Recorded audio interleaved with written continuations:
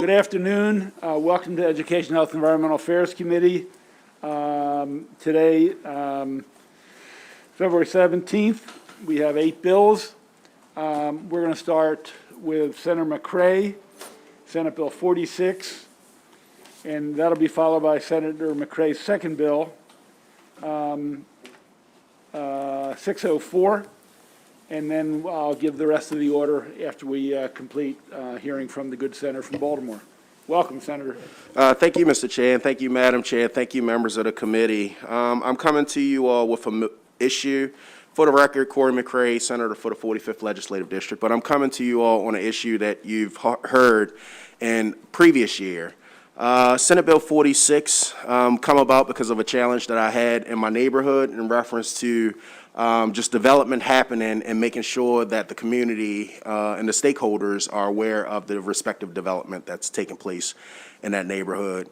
This is an issue that I am very familiar with because in 2016 we had a process. The process was then changed, and I didn't think that it changed to the direction. It kind of addressed the problem, but it also then created a problem for the neighborhoods that I represent. I think that Senate Bill 46 just come under the basic tenet that legislators ourselves should know about it, and once we know about it, we just notify our respective community. I think that I want to give one example prior to digging deep into it, because I've given this bill a significant amount of thought. When I brought it to you all last year, the problem that happened in previous years happened once again.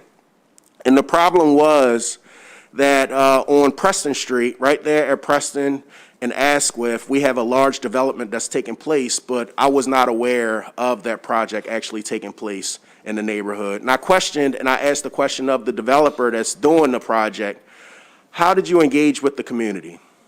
And the person that they called the community had lived in that community, respectfully, Madam Chair, for the last 5 years. I said, well, that's not engaging it with the community.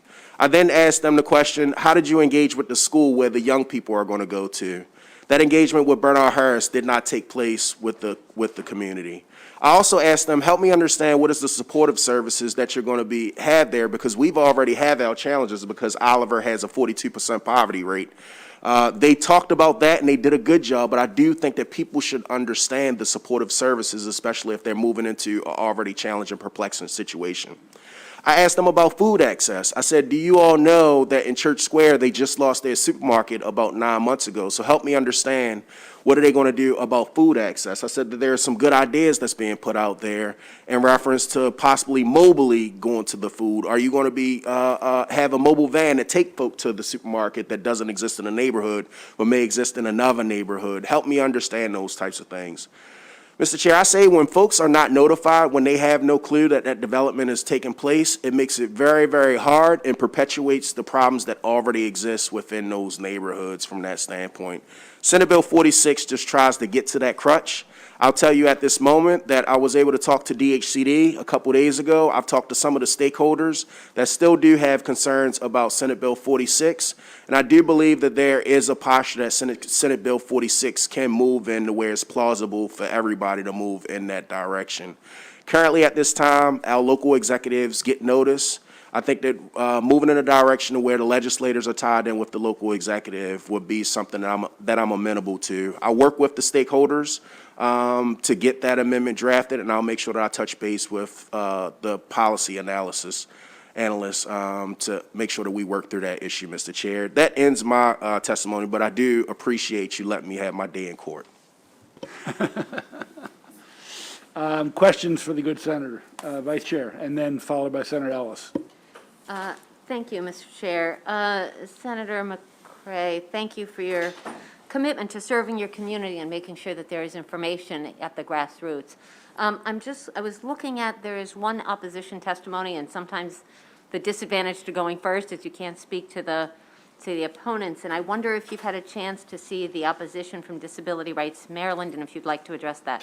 Yep, they emailed me, I want to say, in the last 36 hours, and this bill actually does two things. One of them that it did was it says when a person is putting in their application that they have to notify the legislators within 14 days, and then the second one is once the project is approved that DHCD has to notify I understand what they're saying in reference to some of the possible issues.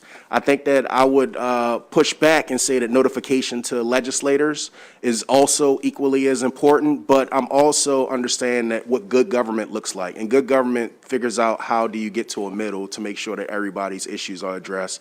So I think that the opportunity that they already provide for the executive should take care of the issue that they have with, which is within that application being submitted, 14 days notifying the legislator, that should address their concern right there and the disability issues that they may have issue with. Thank you. Senator Ellis.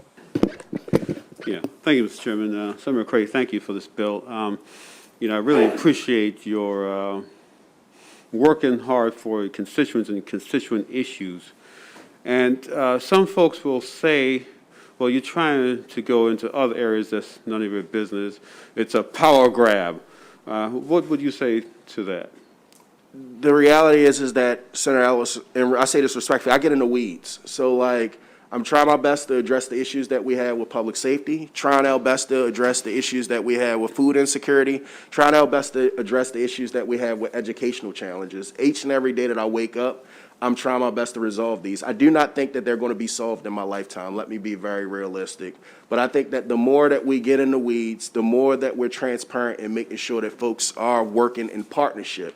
Because the reality is, Senator Ellis, you can give a man a fish, what do they say, he eat for a day. You teach a man to fish, he's going to eat for a lifetime. Or she is going to eat for a lifetime. Let me get that clear.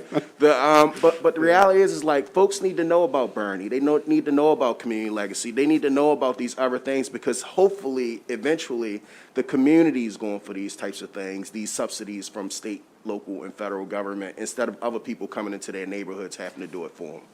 Thank you, Senator. Thank you, Senator. There is one person signed up for oral testimony in opposition. So if we could bring up Claudia Wilson Randall, please.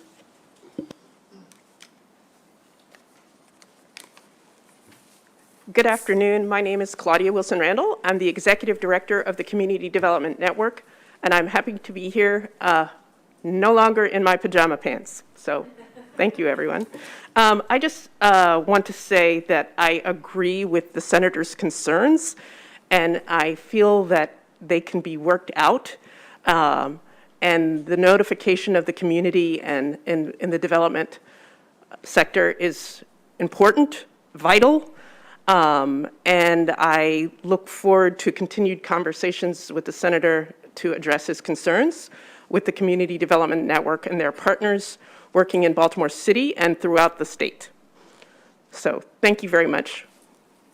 And if I can read between the lines, I think that reflects ongoing conversations to, I think, as I say, getting to yes. So we look forward to any amendments you can work out. Yes, sir. Questions for the testifier? Seeing none, we hope to hear back from both of you. Okay, thank you very much. That concludes the hearing on Senate Bill 46. Senator McCray, back to you. Senate Bill 604. And, Mr. Chair, I do have, I'm not sure how it works in this respective committee, if the sponsor panel comes up after I get done, or how does it work? So I'll let you tell us. Depending on your time, I will have you speak, and then Michael McHale, J.T. Thomas, Grant Schmelzer, and then we can take questions, or if you got to run back, we can let you take questions first, and then go back. So Yep, I'll take questions with them. And this bill should be very easy, and I'll dig into it. right. Anyway, if the other three want to move to the first row, Michael McHale from IBW 24, J.T. Thomas, and Grant Schmelzer. If one of you want to come up to the other mic, that's fine. We're just trying to Switch keep some out. distance. Please, Senator. First, once again, thank you, Mr. Chair. Thank you, Madam Vice Chair, members of the committee. Just for the record, Corey McCray, Senator for the 45th Legislative District. I look to my right because I've gotten a significant amount of calls from Senator Carrozza about this respective issue. Colleagues, you all did us a very judicious opportunity by making sure that we can pass electrical licensing last year. And this is actually the corrective bill, so some of the things that we may have missed out on. We've been able to work with the department. We've worked with a couple of senators that had some interest, but most importantly, we work with the folks that's out there in the field, which are the electricians and things of that nature, doing this work. What's in the corrective bill? One of them is that if you graduate from a apprenticeship program, that you wouldn't have to take that respective test because you've done that 4 or 5 years in that apprenticeship program, and that's certified by the Maryland Department of Labor from that standpoint. So these folks wouldn't have to take the test. They would already be a journeyman because they've already done that.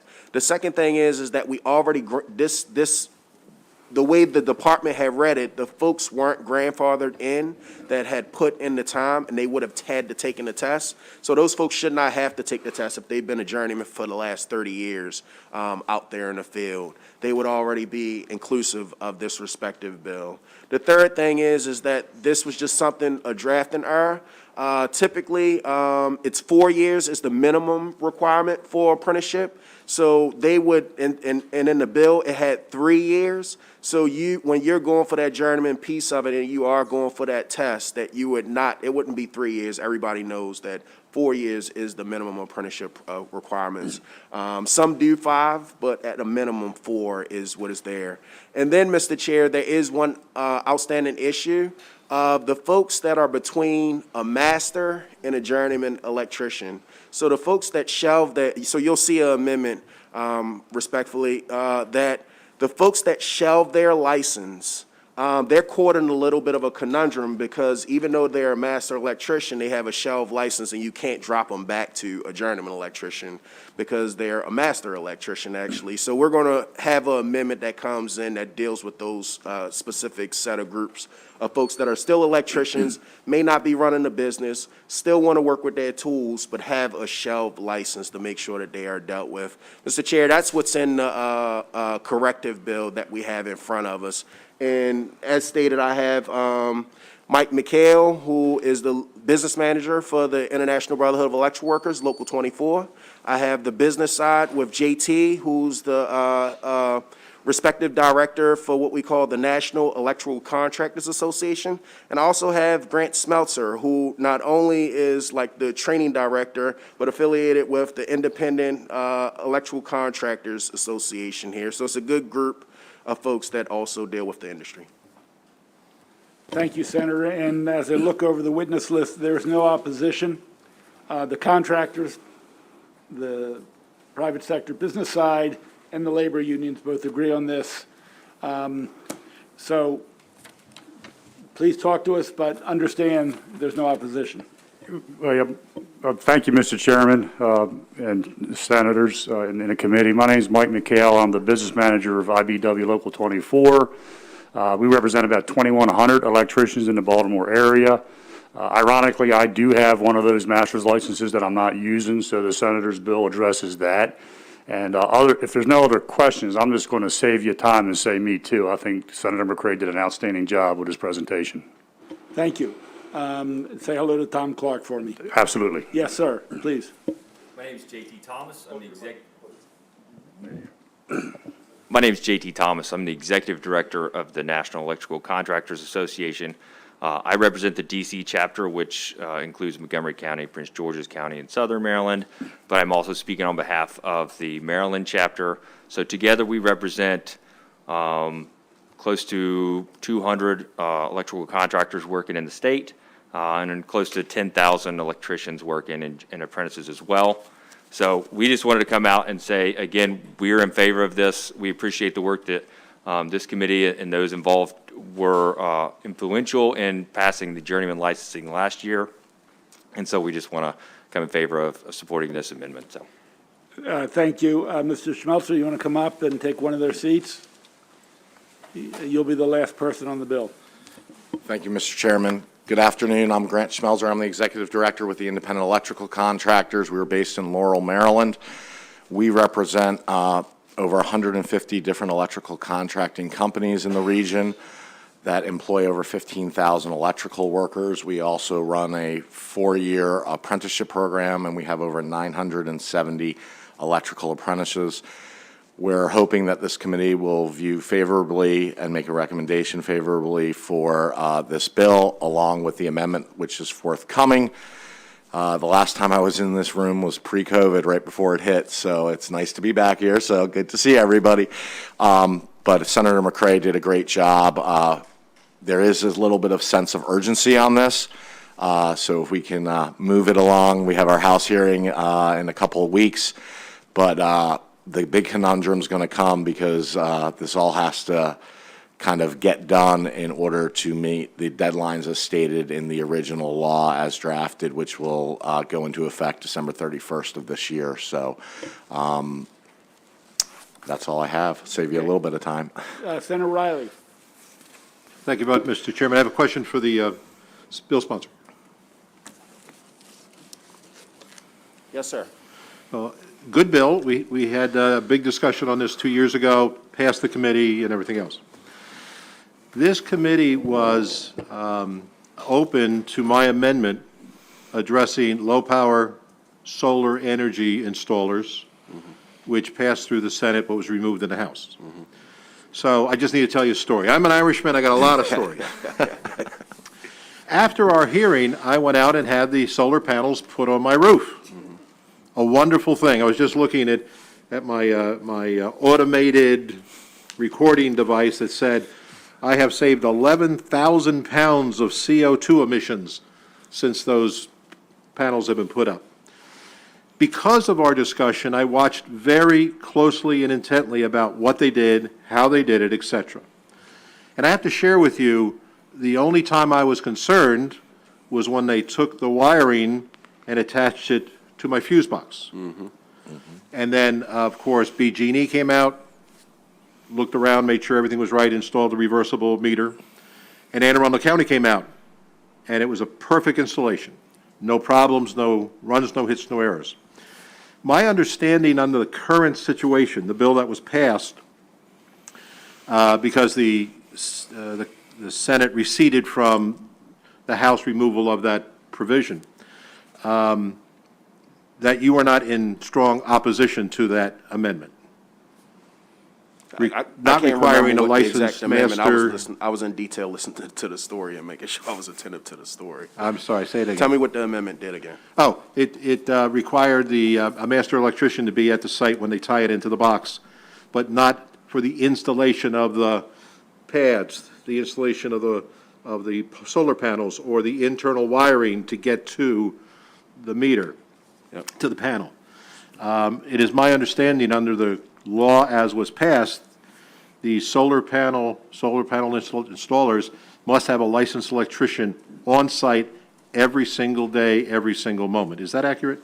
No, that's not accurate. So like with the projects, the licensed electrician pulls the license. Typically, we have a journeyman electrician at a minimum to make sure that folks are doing it in a safe posture. So the most dangerous point in that execution of the electrical work was the hookup that you were talking about. Right. But the reality is that if an apprentice or if someone's putting in the panels wrong, let's say lighting fixtures wrong and things of that nature, it's that journeyman's responsibility to kind of try to catch it. So it's not the hardest work to do, especially if it's repetitive work, but if the journeyman sees someone doing it. And for the record, for folks that don't know, I'm an electrician, and I've done a little bit of residential work, but mainly in commercial and industrial spaces. But in all of those, at a minimum, a journeyman electrician should be in somewhere in that space, make it from a safety precaution standpoint. Okay, I understand safety. I'm good at the panel.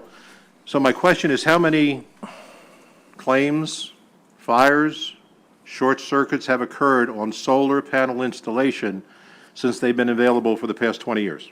I don't know that, but I've been on job sites where apprentices just tying in lights have gotten knocked off ladders and things of that nature. I remember one incident is very vivid to me. A third-year apprentice, I was at Norfolk Grumman working, and all he was doing was working with a light fixture, 277, but he got knocked off. So these things, I get that it don't happened, but I've been there where it has happened, and a person that doesn't know what to do or may have grabbed him could have gotten hit too. I understand. Yep, and at the end of the day, like, these folks that are the journeymen are supposed to know what to do in those types of situations, so. But the installation of the panels and the wires, they're cold wires. They're not hot wires. It depends.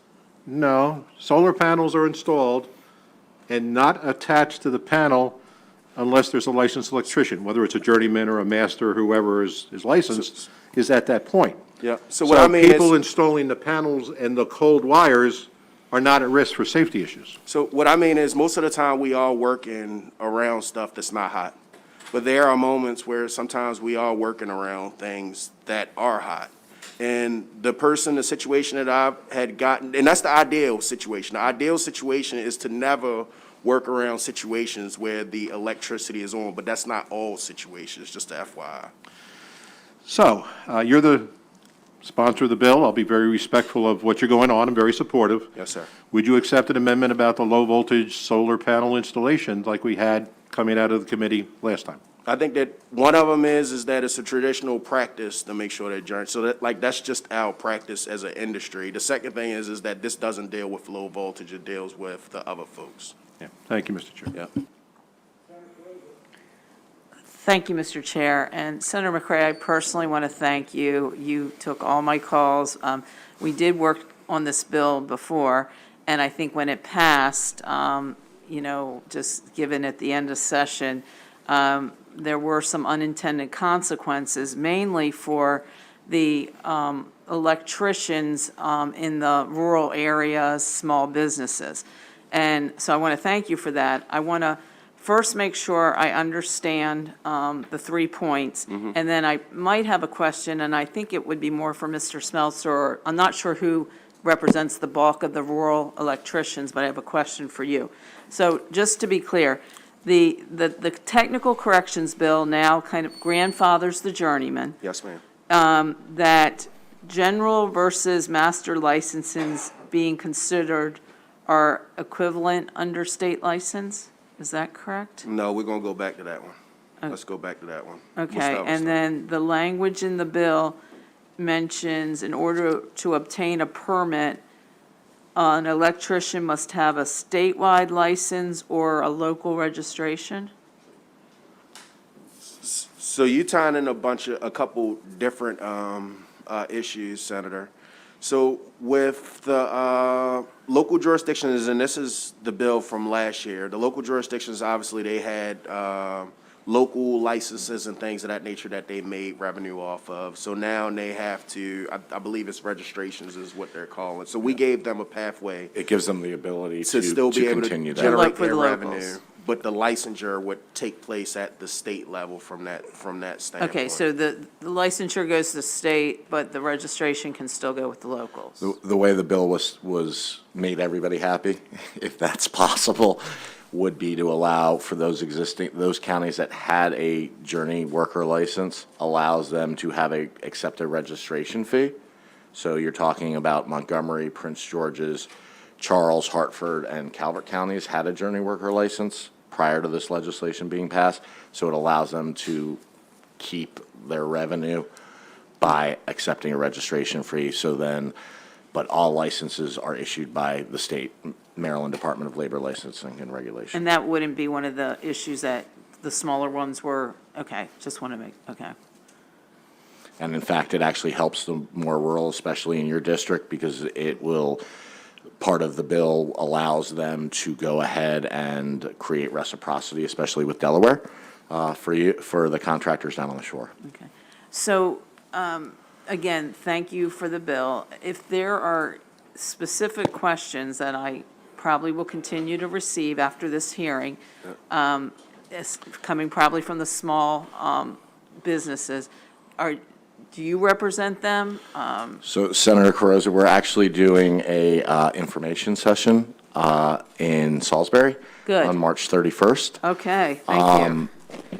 Jack, Yep. Contact information offline? Yep. And we can move Thank forward? you. We have a long day today. Thank you, Senator McCray. Yes, ma'am. Thank you. Thank you, Senator Carrozza, for your engagement on this issue. Thank you, Senator McCray. That completes the hearing on Senate Bill 604. The next bill we're going to hear is 281. Henry, Bogdan, if you can come up. I'm going to do this bill here, and we're taking this one because Mr. Bogdan has a bill in the House coming up. Then I see Senator Bidel is with us. This is going to be a somewhat quick but very important bill, and Henry is the only witness, so we will try to cruise this through and then let Mr. Bogdan go. So, for the record, I'm Cheryl Kagan, very proud to be the senator for Gaithersburg and Rockville. I don't quite know why this bill is before us, because we're not supposed to have procurement anymore, but it's a procurement bill, and it's in EHE, and so we are having this hearing, and I'm delighted. I am working on this bill with Delegate Brooke Learman, and we've been working on this for quite a while. Let me tell you the history and then what the bill does, and obviously happy to take questions. So I think you all know that I have been chairing the Next Generation 911 Commission for the last 4 years. And about a year ago, I got a call from a 911 center director, not Montgomery County, but elsewhere in the state, who called because there was a vendor who hadn't been paid for over 6 months and wanted to know whether I could help. So I picked up the phone, I called the comptroller's chief of staff on his cell, and after 6 months, they were able to get the bill paid right away. It should not take a 911 center director having a senator's cell phone number, and then the senator having the comptroller's chief of staff phone number to get our bills paid in any sort of timely manner. It's absurd. Part of the big problem is that this vendor didn't know whom to call. There wasn't a website. There wasn't information accessible. And so the vendor was just at a loss. I do want to recognize that Senator Griffith is here, and so maybe Budget and Taxation is represented by her or either nominally or officially. So we're glad you're here. Thank you, Senator Griffith. So for many months now, Delegate Learman and I have been working with Department of General Services, the Department of Information Technology, and the Comptroller, and all three agreed that we needed one transparent portal, a payment portal, so that vendors can know what the status is of their reimbursement, of their payment. So here's the problem. Somebody contacts the controller's office. Controller says, no, not our fault. It's the agency. The agency says, no, we did our part. It's the comptroller's office. And so there's this ping pong back and forth.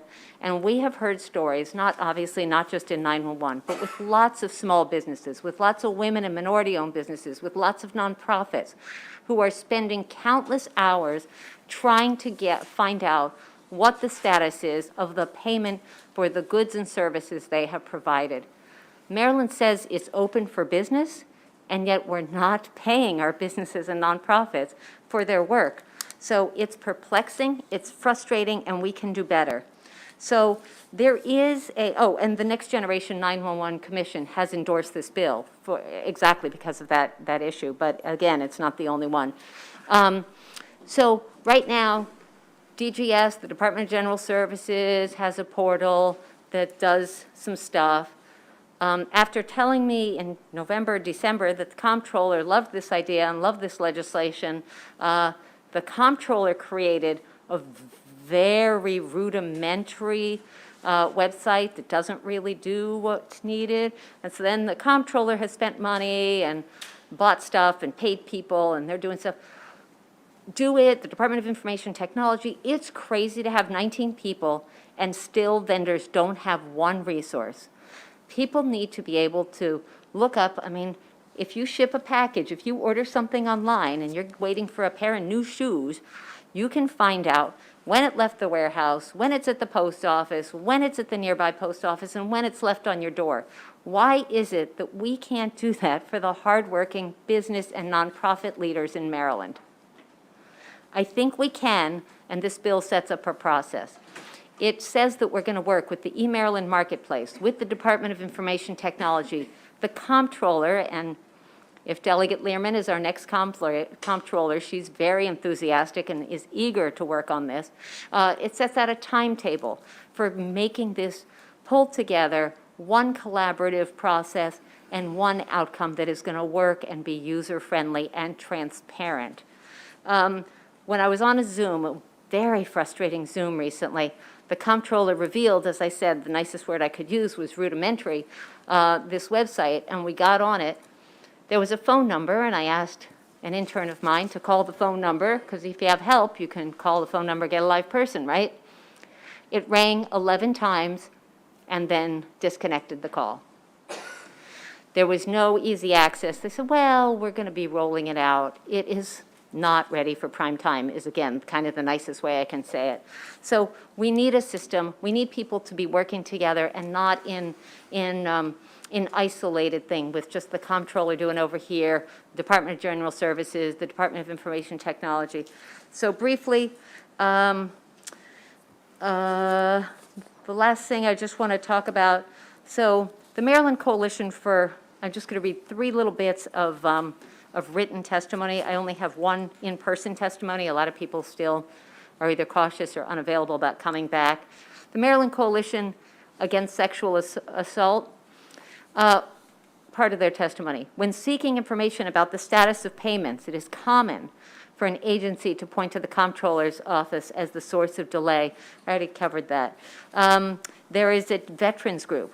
We serve veterans through an agreement with the Maryland Department of Aging and currently are owed over $140,000 in past due bills going back as far as 2019. We cannot even find out the status of any given payment. That's a group that serves veterans.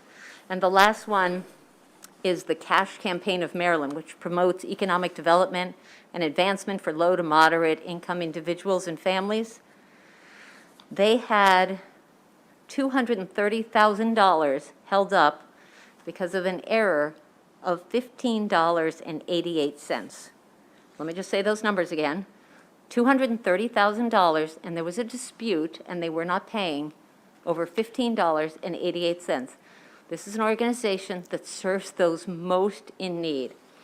The $15.88 was an offset, but the payment wasn't made from June 2020 until October of 2021. It took hours of executive staff time to work through the Department of Labor, the Comptroller's Office, and academic institutions to get the funds released and paid. So with that, colleagues, I present to you Senate Bill 281. Let's fix this problem, help our small businesses, our nonprofits, and bring some transparency to procurement so we can get people the money that they've earned. I'd like to turn it over to my lead witness, my only witness today, Henry Bogdan, and I encourage you to read the other testimony that's in your folders. Thank you, Mr. Bogdan. Thank you, Madam Chair, members of the committee. Henry Bogdan, representing Maryland nonprofits. I'm not going to take very long. The senator has touched on several of the examples I was going to point you to, but let me point out those are simply examples. Now, this bill affects all types of contractors. Nonprofits typically work under grant funding, but that word is misleading because those grants are really contracted as reimbursable contracts. So you do work, and then you invoice, and then you get paid, or you wait and don't get paid. So it's not just a nonprofit bill. But this is critical because nonprofits tend to have less in cash reserves. Smaller, newer nonprofits, minority-led nonprofits tend to have even smaller reserves because they're newer and because, frankly, you see reflections of systemic racism and asset building in those cases. So it's really critical for organizations to be able to grow, to be able to access government contracts that they know they can get paid, or at least they can find out who they have to call to find out why they're not getting paid. I just want to close on that, and I do want to express my appreciation to this committee over the years. I personally kind of regret a little bit that you've lost jurisdiction. You're losing jurisdiction over procurement. You've accomplished a lot in the last 4 years, and just 2 years ago, created the Mega Council, charging it to look at a complete standardization of our grants process. And interestingly, last fall, the legislative auditor referred very, very strongly to that legislation and that council as the path forward in an audit report citing the problems in the grant system. So thank you, and happy to answer any questions. Thank you, Mr. Bogdan. Question, Senator Hester. Thank you, Madam Chair, and I really appreciate this bill. I wanted to say, I was looking through the testimony, and I saw that, I was wondering if you could respond to the comptroller's testimony. But before you do, just for the benefit of the audience who might not be able to see it, it starts off by saying the state uses FMIS for invoice processing. FMIS was developed in the mid-1980s. It is a complex system with COBOL programming underpinning its functionality. FMIS is used by many, if not all, state agencies for procurement and financial transactions. And I point to this simply because there was a run on COBOL programmers when the unemployment, the unemployment system went down, because all of our unemployment systems are also programmed in COBOL, and they don't teach that anymore. So you can make a lot of money. I was trying to convince my friend to come out of retirement. But anyways, I think that there is a much bigger problem that has to do with updating all of our legacy systems. And the lack of functionality that, you know, you've described and you've described is just so, I mean, it's, for somebody who shops on Amazon, you expect us to be able to do this kind of thing. So the state, 100% the state should be paying its, you know, bills on time. So I just wanted to say, I think that this is, you know, rooted in the fact that the state has to modernize, and there is $334 million in the governor's budget to modernize. So that said, I'll get off my soapbox. I was just wondering if there were any comments in this 8-page letter you'd like to address. Thank you, Senator Hester. I love your soapbox, and you're totally right. So yesterday, again referring to Senator Griffith in the audience, yesterday I was in Budget and Taxation with Mr. Bogdan on another procurement bill. We have prompt payment laws in the state. We have a requirement that you pay within 30 days, and after 45 days, you start paying interest. But it applies to businesses, to contracts, and not to grants that go to nonprofits. And so our nonprofits are dealing with delays of, again, 6 months, 10 months. I had 2 pieces of testimony that dated back to 2018, and they are still waiting on payment. How on earth are we supporting our nonprofits, our small businesses, and trying to earn a living? So you're spot on with flagging FMIS.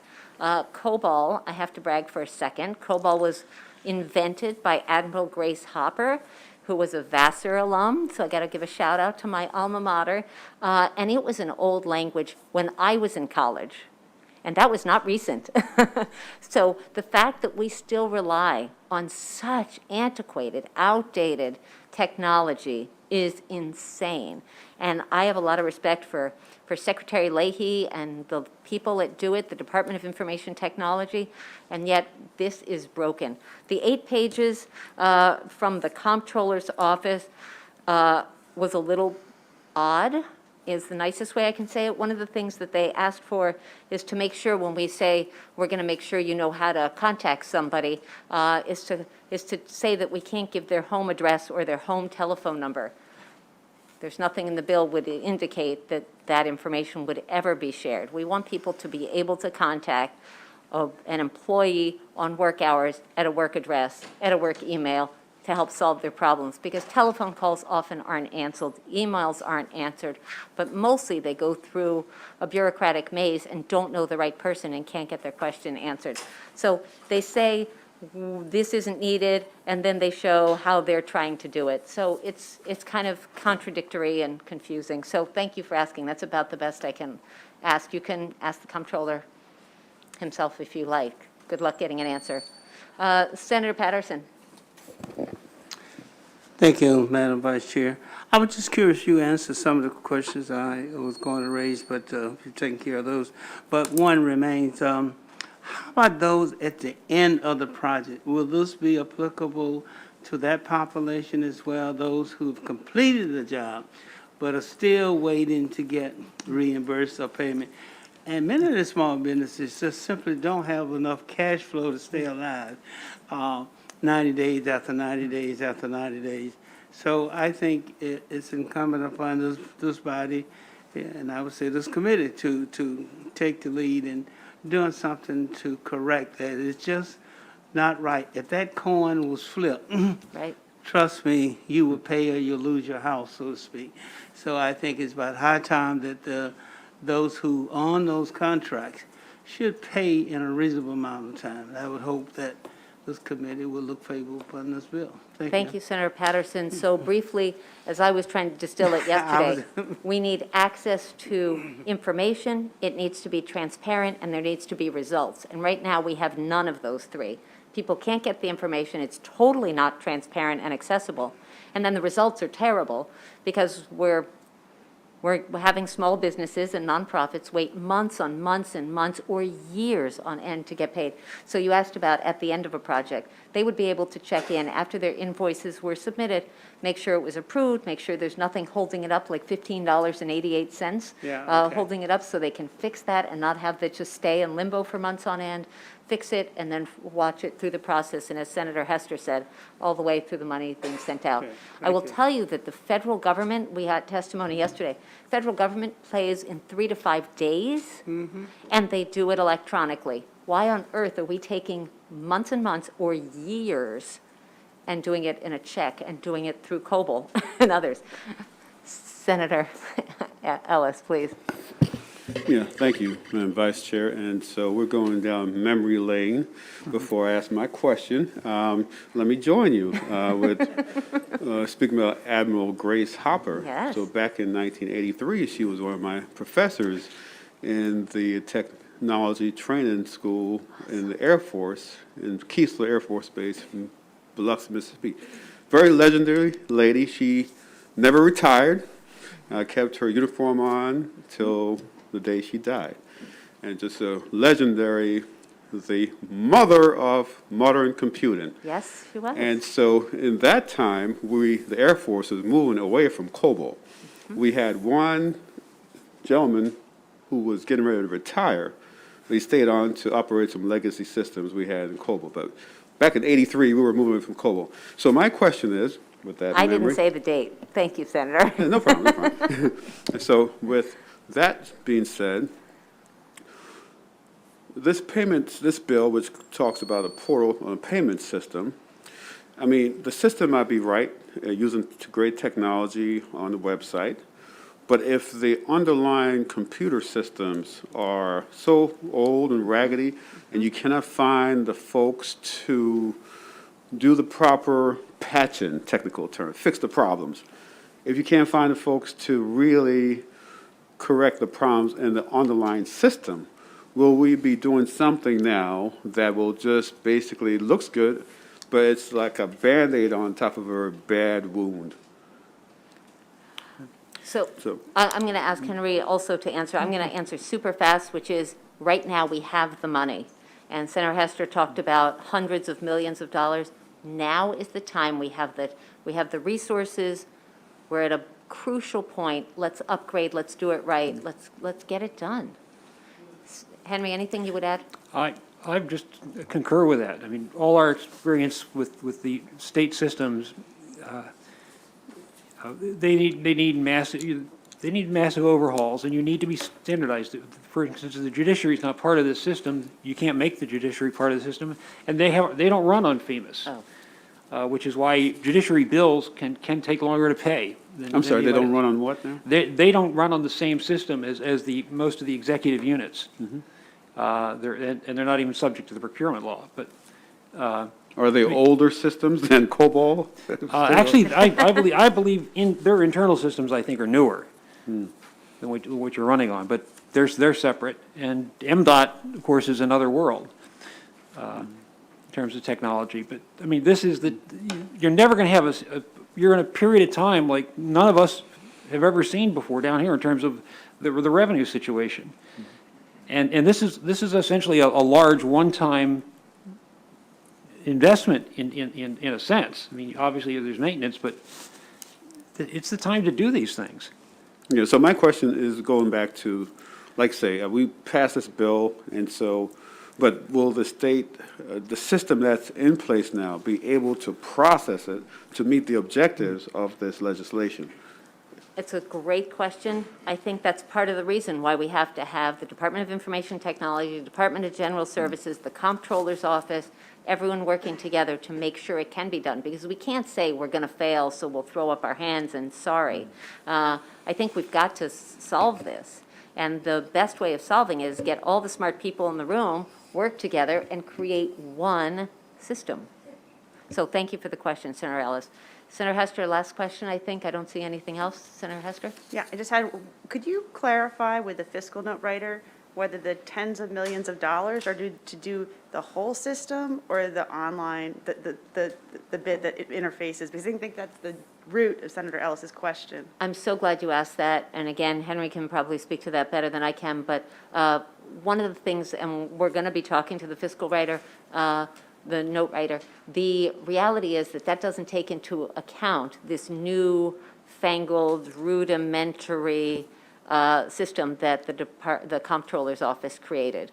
So we don't have to start from scratch. If we work with that, work what's already been done by the wonderful people at the Department of General Services, we're not starting from scratch. And I think the fiscal note assumed that we might be. Henry, anything you would add? All I can add is the same question came up at the House hearing, the House Bill's 308 over in Health and Government Operations. And the answer was that the fiscal note writer was not aware of what the comptroller had done. Right. Or where they'd already developed late last fall, however you want to characterize it. Right. Okay. Super fast. So there's what's been done on the online processing portal, but I'm asking about the really old FMSIS system that's in the bottom. I mean, that could be $1 billion. I mean, so that's the question. It's not the differential. It's, Right. is this the entire shebang or just the online processing portal? Good question. I don't know the answer. I don't know that Mr. Bogdan would I- know the answer. I think the bottom line is, if that's the case, then it's even more urgent that we really get this done now. I hope it's not as antiquated as that. It's bad enough if we're relying on COBOL and Admiral, the late Admiral Hopper. And I think that's cool that she was a professor of yours. With that, I think we can move on, and that completes the hearing on Senate Bill 281. Henry, Thank you. put on your jogging shoes and head up across the street. Thank you. And I think Senator Beidel is up next. Good to see you back in EHE again. And this is an important bill, you guys. This is the State Board of Dental Examiners, membership, training, and disciplinary processes, revisions, and we're going to stick our eye teeth into this one. Thank you. I have a panel. May I bring them up? I think they're in the room. Seated separately, though, so Yeah. one. There will be, well, there's three. My committee, we Okay, have so let's see, three. Kim Mayhew, why don't, if Kim is here, she can come up, and Michael Badger. It's Tim Perry, Danielle Vernian, and Michael Badger. Okay, Kim Mayhew is, I guess, who signed up. Danielle Veranian. Yep, those are your three witnesses. Why don't you guys just have one sit at the table and others stay in the front row, and we'll pull you up. Okay. Thank you. Welcome, Senator Beidel. Thank you, Chairman Pinsky, Vice Chair Kagan, and members of EHE, the EHE Committee. Thank you for hearing Senate Bill 611, which concerns the State Dental Board. And I greatly appreciate your consideration, and I appreciate your colleague, Senator Riley, for co-sponsoring this bill with me. There has been a significant amount of discussion this session about broadly improving the health professional boards and commissions. They have challenges that were, like all organizations, undoubtedly exacerbated by COVID-19.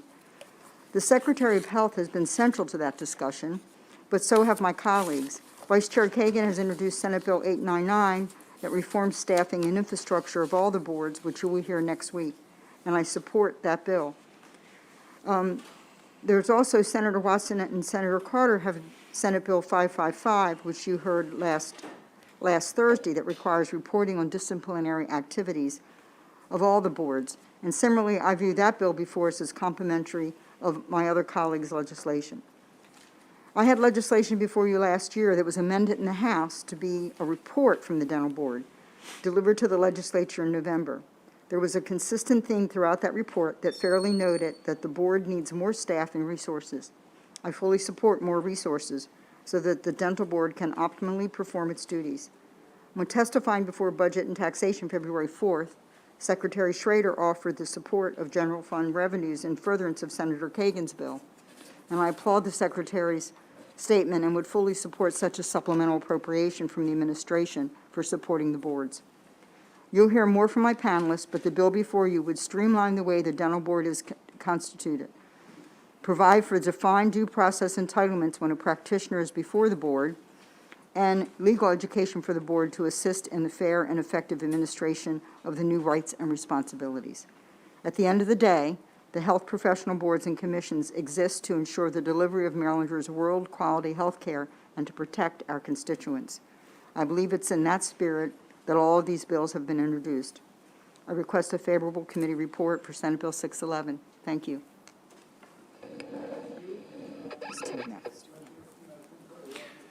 Thank you, Mr. Chairman, Vice Chairman Kagan. Thank you for having us today.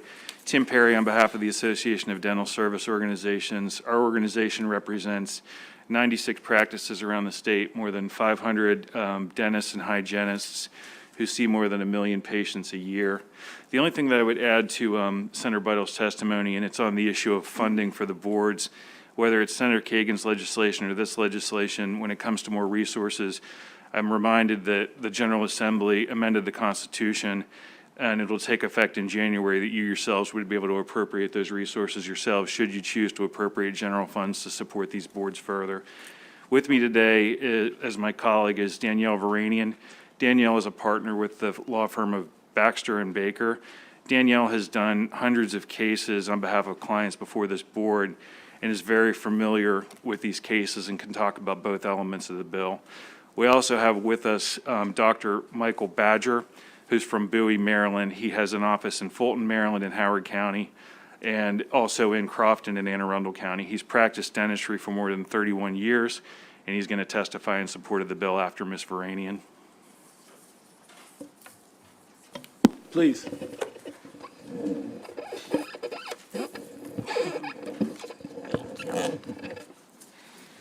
Good afternoon, members of the committee, Chairman Pinsky and Vice Chair Kagan. My name's Danielle Varanian. I'm an attorney who represents dentists before the Maryland State Board of Dental Examiners, and I'm here today to urge a favorable report on Senate Bill 611.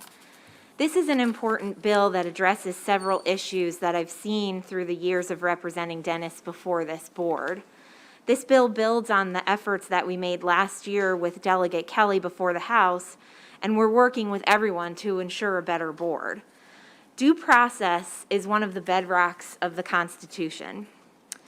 I'm sure that we've all had the misfortune of getting pulled over for speeding or some other moving violation, and due process is what ensures that the police officer who pulls you over can't take your license on the spot. Ensuring due process is beneficial not just for all dentists, but for all licensees, all citizens, all Marylanders, all Maryland patients. The purpose of Senate Bill 611 is to address some of the issues that we've seen through the years with the dental board. There are issues with timing of the decisions, leaving dentists without a way to make a living, and also their patients without crucial access to dental care. There are issues with not understanding the process and what's required, and we don't blame the dental board for this. This is a complicated technical legal process, and they're dentists, not lawyers. There are issues with adequate representation on the board and an election that is meaningless, and I think even the dental board itself questions the utility of that election process. This bill addresses all of those issues. I know that you'll hear from the dental board that it doesn't have enough staff or investigators to meet the timeframes in this bill, but a staffing concern or problem is not an excuse to deprive someone of their constitutional due process rights. I urge a favorable report on Senate Bill 611. Thank you. Thank you. Why don't we have Mr. Badger come up, and then we'll open up the questions for any of the four panelists. Is that okay, Madam Senator? Yes, thank you. Okay. Please. Good afternoon, members of the committee. Thank you for taking the time to hear from the representatives here as well as myself. My name is Dr. Michael Badger. I'm a practicing licensed dentist here in the state of Maryland, as it's heard, and I practiced for the past 31 years. I'm a firm supporter of this bill. I believe it's the right bill for the dentist. I think it's the right bill for the citizens of the state of Maryland. I think it affords us dentists a proper privileges as far as due process and that things can happen in a timely fashion. I have colleagues that I know for a fact that have sat there for 2 years waiting on this process to go forward. 2 years is a long time to sit there and waiting to have to re-credential your license. Or every time, each year, you have to re-credential with insurance companies to affirm that you don't have some action against you that's pending. It's detrimental to your personal practice. It's problematic in how you operate on a daily basis. I urge and I implore that you give a favorable report, as well as the issues as far as the election. It's for an election for the number of dentists in the state of Florida to have an average of probably 200 people take part in it. It needs to be more diverse, and this will be a better action, a better representation for the state of Maryland and for the citizens of the state of Maryland. I urge you to issue a favorable report on 611. Thank you, Dr. Badger. Thank you. Committee questions for Senator Beidle, Mr. Perry, Ms. Varanian, or Dr. Badger? I think I saw Senator Lamb, Dr. Lamb, and then Senator Simonaire. So I'm looking at the submitted written testimony, and there seem to be a lot of questions about the board nomination process.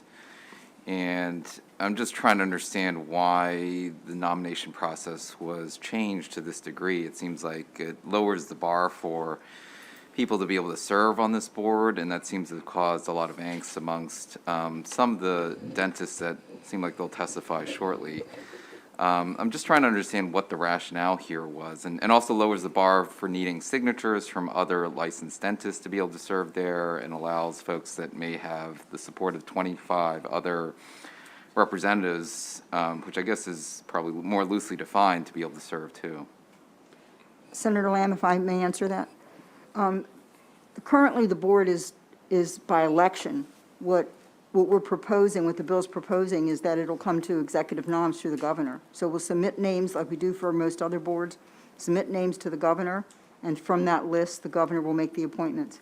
And, you know, we've seen a much more diverse commissions and boards now, as you see every week in executive noms with our report. We're seeing a bigger increase in women and minorities, and it's been a much better process, rather than just have dentists electing dentists. Okay. I mean, I think there's pluses and minuses with both directions. I think, you know, it's something I would want to think about a little bit more. Okay. To the board's contention that this would tax the amount of, not tax in the monetary sense, but stretch their resources in terms of personnel and effort required. What's your response to that? I met with the board multiple times this year as they were preparing the report that Health and Government requested. And they have a significant shortage of investigators and staff.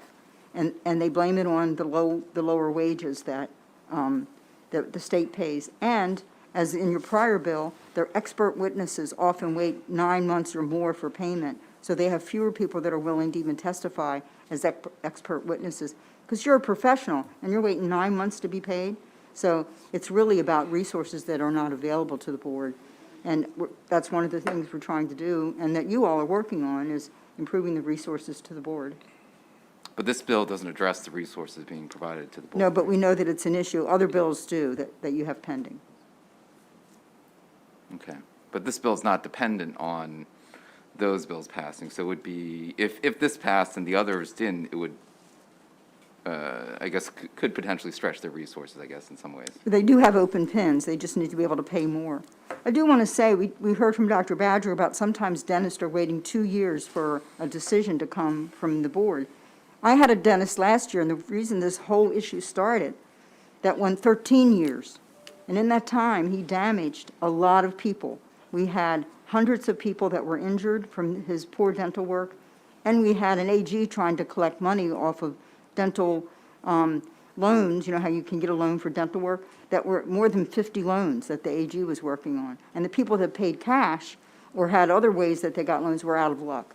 And so I don't know how many other cases went that long, but this board definitely needs the training that this bill refers to and how they handle the discipline. So Okay. Thank you for your questions. All right, thank you. I had Senator Simonaire next, followed by Senator Ellis, followed by the Vice Chair. Thank you. It's nice to see you, Senator Vidal. I was just following up on Senator Lamb's questions on the appointment process, and you said for diversity and have the advice and consent of the Senate. And I'm just briefly reading over it, but it looks like on page 2, the new 5, it says the governor shall appoint with the advice of the secretary and the consent of the Senate. And then it goes on further and says, to the extent practical, the members appointed to the board shall reasonably reflect the geographic, racial, ethnic, culture, and gender diversity of the state. So it seems like, I mean, we get a lot of these different boards, and we've had them up here, and sometimes when we do the sunset, if we're not satisfied with the board makeup, we may put that in and not extend it as long and deal with it that way. So I guess the question goes to that. We do have that within our power. It seems like you're changing the nominating process, even though it's in current law that they should be doing this. Would that be more of just reaching out to the board if you don't think it's appropriate and do that, or actually just change the whole nominating process? I believe it's changing the whole nominating process.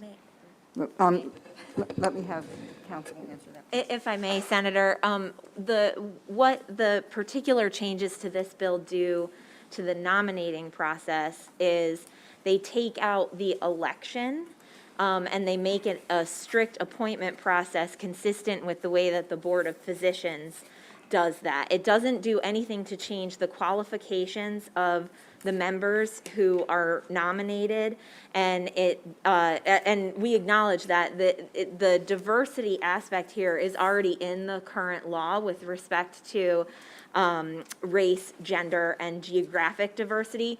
What's not there, and the diversity that we're speaking of in this bill, is diversity of practice models. There are different practice models throughout the state, and that's why you'll also see in the bill that there is a reference to practitioners who serve Medicaid patients, and that is the diversity that we're speaking of. But it does, importantly, it does not change the qualifications to serve on the board.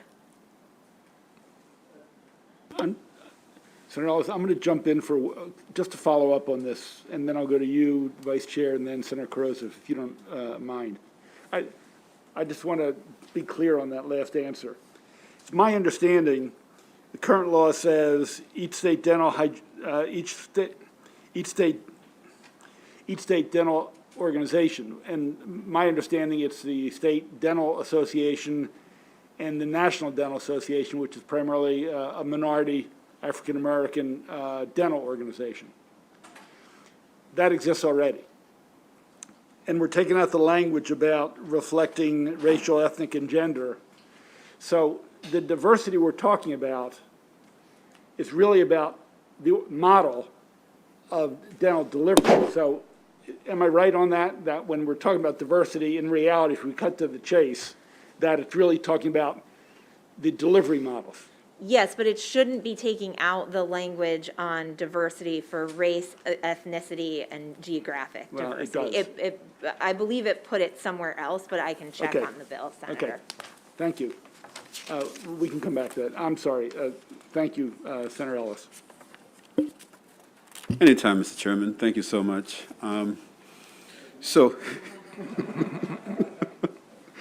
Senator Vidal, thank you for bringing this bill and the issues to our attention. So in listening to your presentation, you referred to selection of current Maryland State Board of Dental Examiners, and you said there is an election that happens. Okay. So if you could describe that process, the election, and it goes after the dentist vote. Yes. It goes to the names goes to the governor, and the governor will send them to the Senate. And am I clear with that? Could you clear that up for me? Does it go to the governor now, or is it just the election? No, so the dentists and hygienists who are nominated to serve on the board then go through an election process.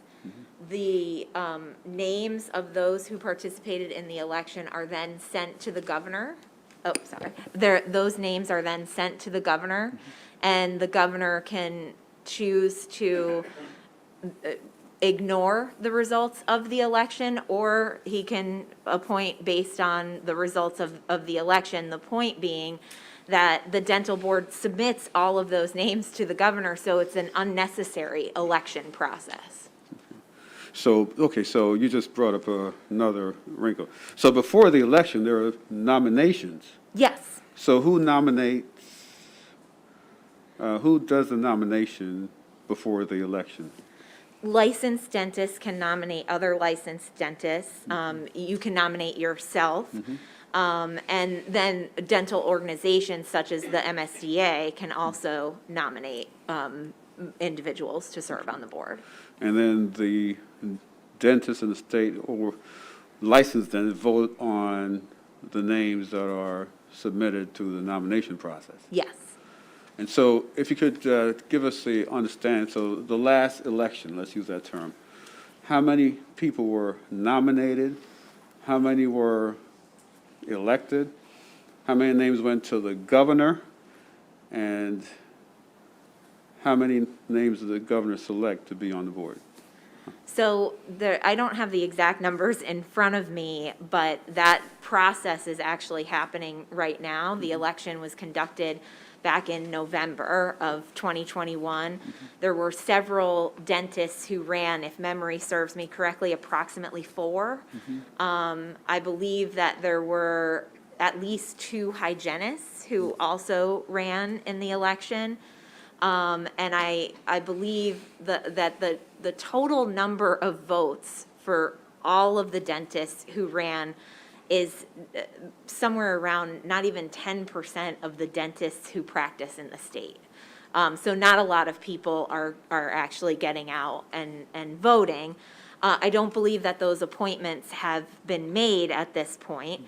But all of the names for those individuals who participated in the election were sent to the governor. So 4 dentists and 2 hygienists? Approximately. So 6 names will go to the governor. Correct. Okay, and the governor has to select, how many openings are there on the board? I believe that there's 2 openings for a dentist and 1 for a hygienist. Okay, all right. Thank you. Welcome. Vice Chair Kagan, please. Thank you, Mr. Chair. This is going to be a bit of a, you can either call it a puffball or an opportunity for anyone on this panel, but probably only one person because we still have a lot of bills. I wonder if you can speak to either any of the amendments that we're going to be hearing after you get off the panel, or if you want to address any of the opposition's concerns while you're at this table.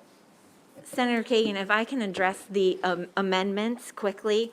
I've had an opportunity to review the amendments from the Maryland State Dental Association, and we appreciate the fact that they're, trying to work with us because this is an important issue.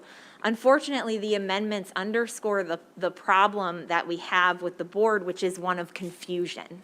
Confusion about what the process is for an Administrative Procedure Act case that is a contested case. Offline, I can address each of the amendments in detail, but the amendments provided by the MSDA have several substantive issues with them, one of which being they confuse the 2 different types of hearings that there are. There's an evidentiary hearing, which for lay people is a trial. A show cause hearing is a hearing that you go to the dental board and you literally go to show cause why something should or shouldn't happen. The other issue is with the amendments from the MSDA, they speak to why is there, a discussion in the bill of a pre-deprivation notice of intent to summarily suspend versus a summary suspension without such notice. It's because the state government article under a contested case requires that. That is you cannot deprive someone of their license without written notice prior to the deprivation unless there are extraordinary circumstances. And unfortunately, what we've seen is that in every instance of a summary suspension before the dental board, they do not issue a notice of intent to summarily suspend. So they're saying all of their cases are extraordinary, which can't be accurate.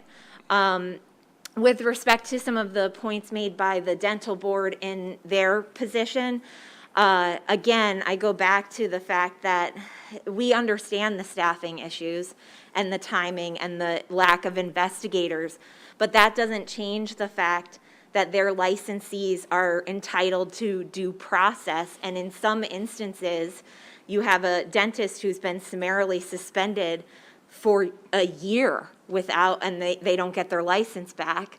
That the staffing concern there cannot be acceptable in depriving them of a constitutional right.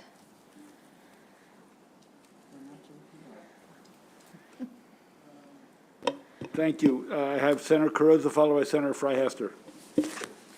Thank you, Mr. Chair, and I'll be brief to follow up on Vice Chair Kagan's comments. I'm looking at the testimony of one of my constituents, Dr. Ziera. She's the Director of Outreach for Chesapeake Healthcare in Princess Anne in Somerset County. And she did come in the favorable with amendments, and it's I guess the same set of amendments that you just spoke to. So from the standpoint of if the amendments open a door for some back and forth, I would be interested in updates on that. I personally know Dr. Ziera. We have a lot of challenges with access and other healthcare challenges on Maryland's Eastern Shore. So as that's worked out, I'd appreciate any updates so I can talk to her about where we are with it. Thank you.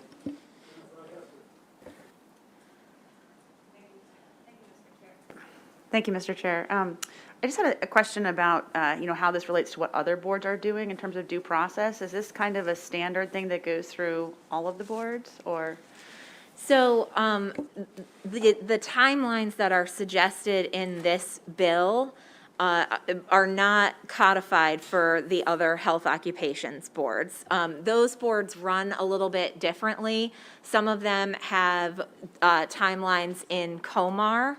The Board of Physicians also runs their disciplinary matters differently. They use like 3 doctor panels, so their timelines also tend to be a little bit different. What we have seen, though, with respect to the dental board is that without these timelines that have teeth, we're not going to get answers. We're not going to get final orders. But to your specific point, the other health occupations boards don't, under their disciplinary statutes, have those same timelines in them.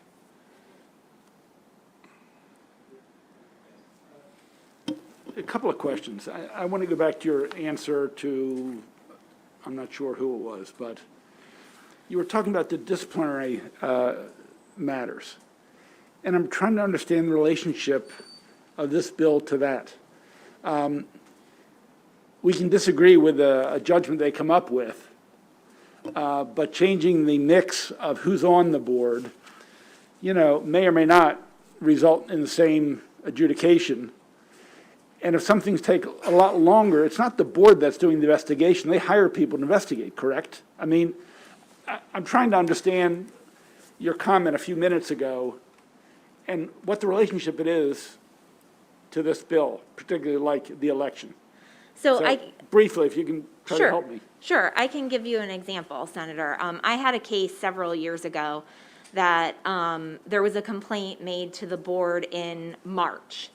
The investigation into that complaint happened approximately 2 weeks later in the early part of April. The investigator's report was dated at that time and provided to the board at that time in April. My client wasn't summarily suspended until the end of August, and he was summarily suspended without a notice of summary, without a pre-deprivation notice of summary suspension. So there's approximately like a 4-month lag there between the timeline. He was then suspended for a period of nearly a year under that summary suspension order, despite the fact that he had gone through the entire process and finished the entire process in January. We never got a final order from the board, and the evidentiary hearing, which was acted as a mini trial, was completed before the board in January. We got no decision from the board despite repeated requests to issue a decision from them for 7 months. And all that time, his patients didn't have access to him. Right, but we don't know why they took long, whether it was deliberations. Look, if they were recalcitrant and lazy and didn't feel like meeting, that's one thing. But I assume you were his or her advocate. I don't know their side of the story as to why it took so long. I mean, we like to hear evidence from both sides. And I guess my question is, we deal with a sunset review of every board on a pretty regular basis. And sometimes they come to us and say they're not resolving their cases in a timely fashion. And that can result with us making recommendations to them to change their behaviors or practices. That's why I'm confused of how we elect these board members are going to resolve your concerns. So that's my first concern, and it's sort of been discussed around, and we'll just have to, as a committee, reflect on that. And the final question I have, do members of DSO, are they allowed to run when there's an opening and submit their names and get 10 signatures and run for one of the open board seats? Yes, anyone who is a licensed general dentist may run. And have they sought election, and have they received votes, and have any been elected? They have sought election and received votes. None have been appointed. Okay. None in this last few years have been appointed, I should say. I Right. don't have a full history. Although, according to some members, their numbers are growing. Yes.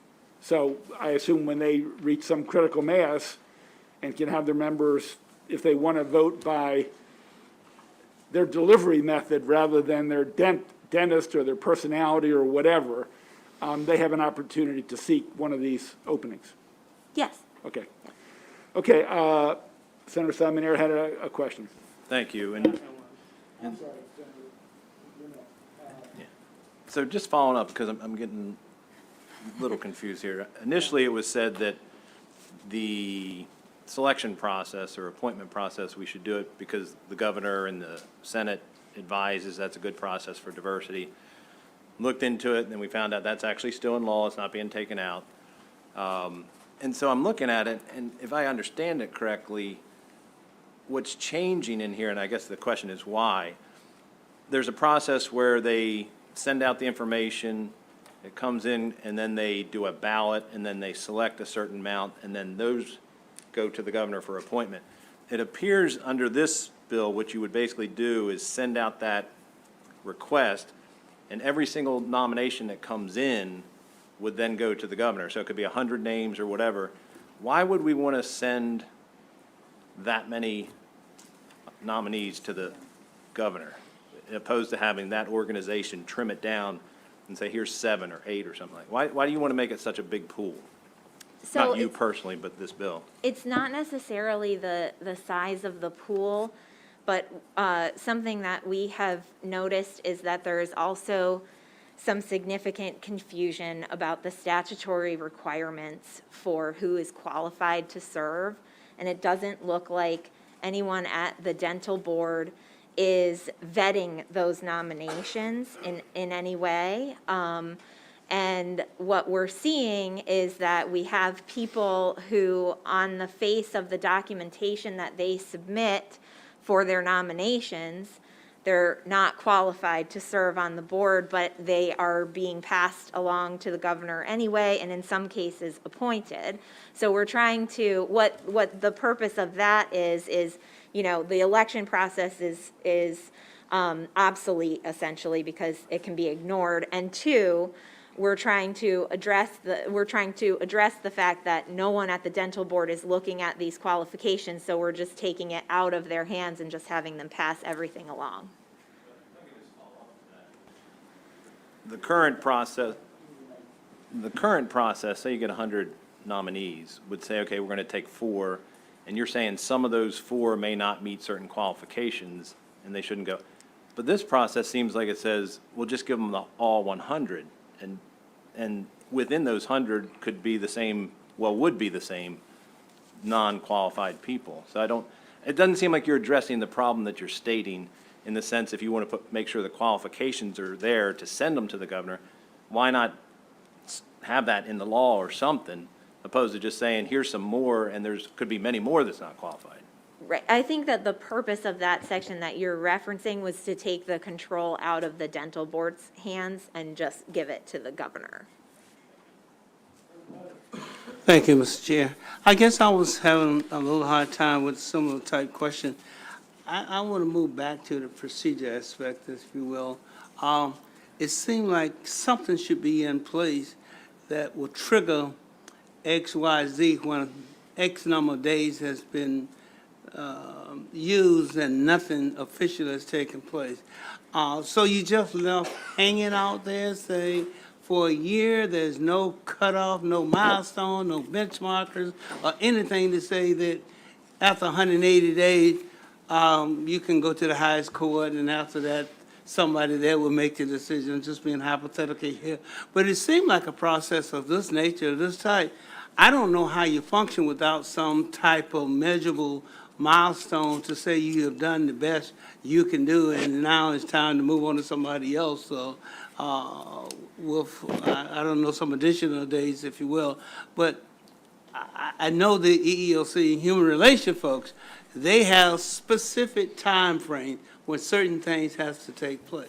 So just, you don't have anything like that in section? No, Senator, you're articulating the problem exactly. There are no specified timelines for when the board is required to issue a final appealable order.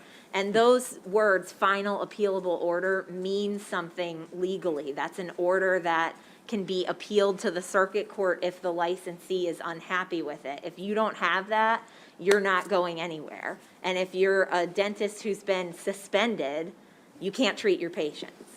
Jeez, so you're a catch. Okay, and the final. Thank you very much. And the final question, Senator Bidel, I don't want to presuppose the action of the committee, that the committee will take this up. Most of the discussion has been about the election.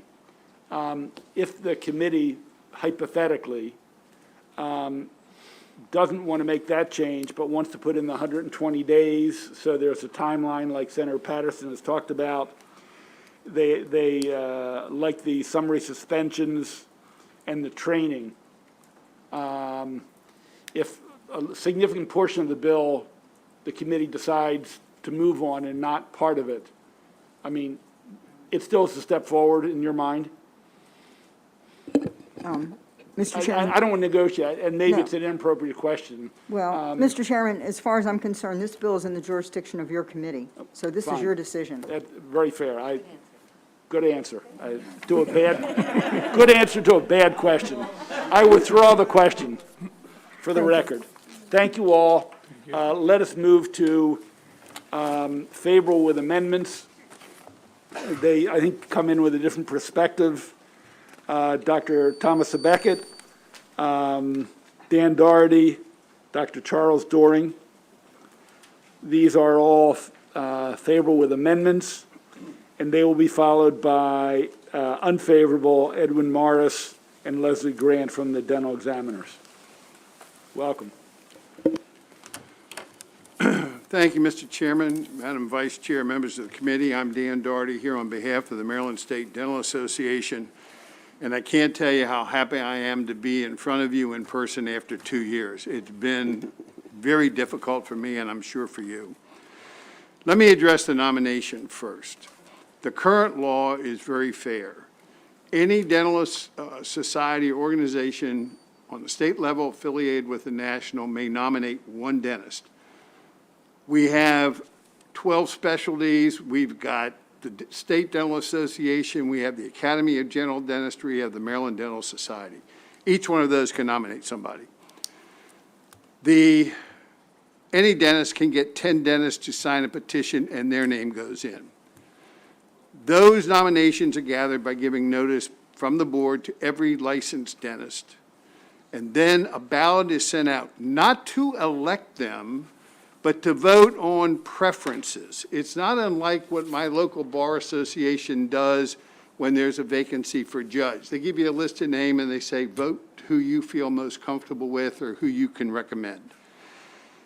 That balloting is not a vote for nomination by the governor. It just merely ranks what votes everybody got, and all the names go to the governor, and he or she then decides. Couldn't be more fair. The bill, however, would throw in dental organizations with 25 dentists they represent. Well, that's a business model. That's not an organization representing the profession. They want a business model represented. I don't know what that is. Is that an LLC, a subchapter S corporation? Who knows? So we feel the nomination process should stay as it is. I have submitted amendments and testimony on the other 3 sections. We're willing to sit down and work with the sponsor on those. And for those reasons, I would request that you pass it with favorable with our amendments. Thank you. Hello, I'm Dr. Tom Beckett, past president of the Maryland State Dental Association. Actually, I got a new job, so you all know.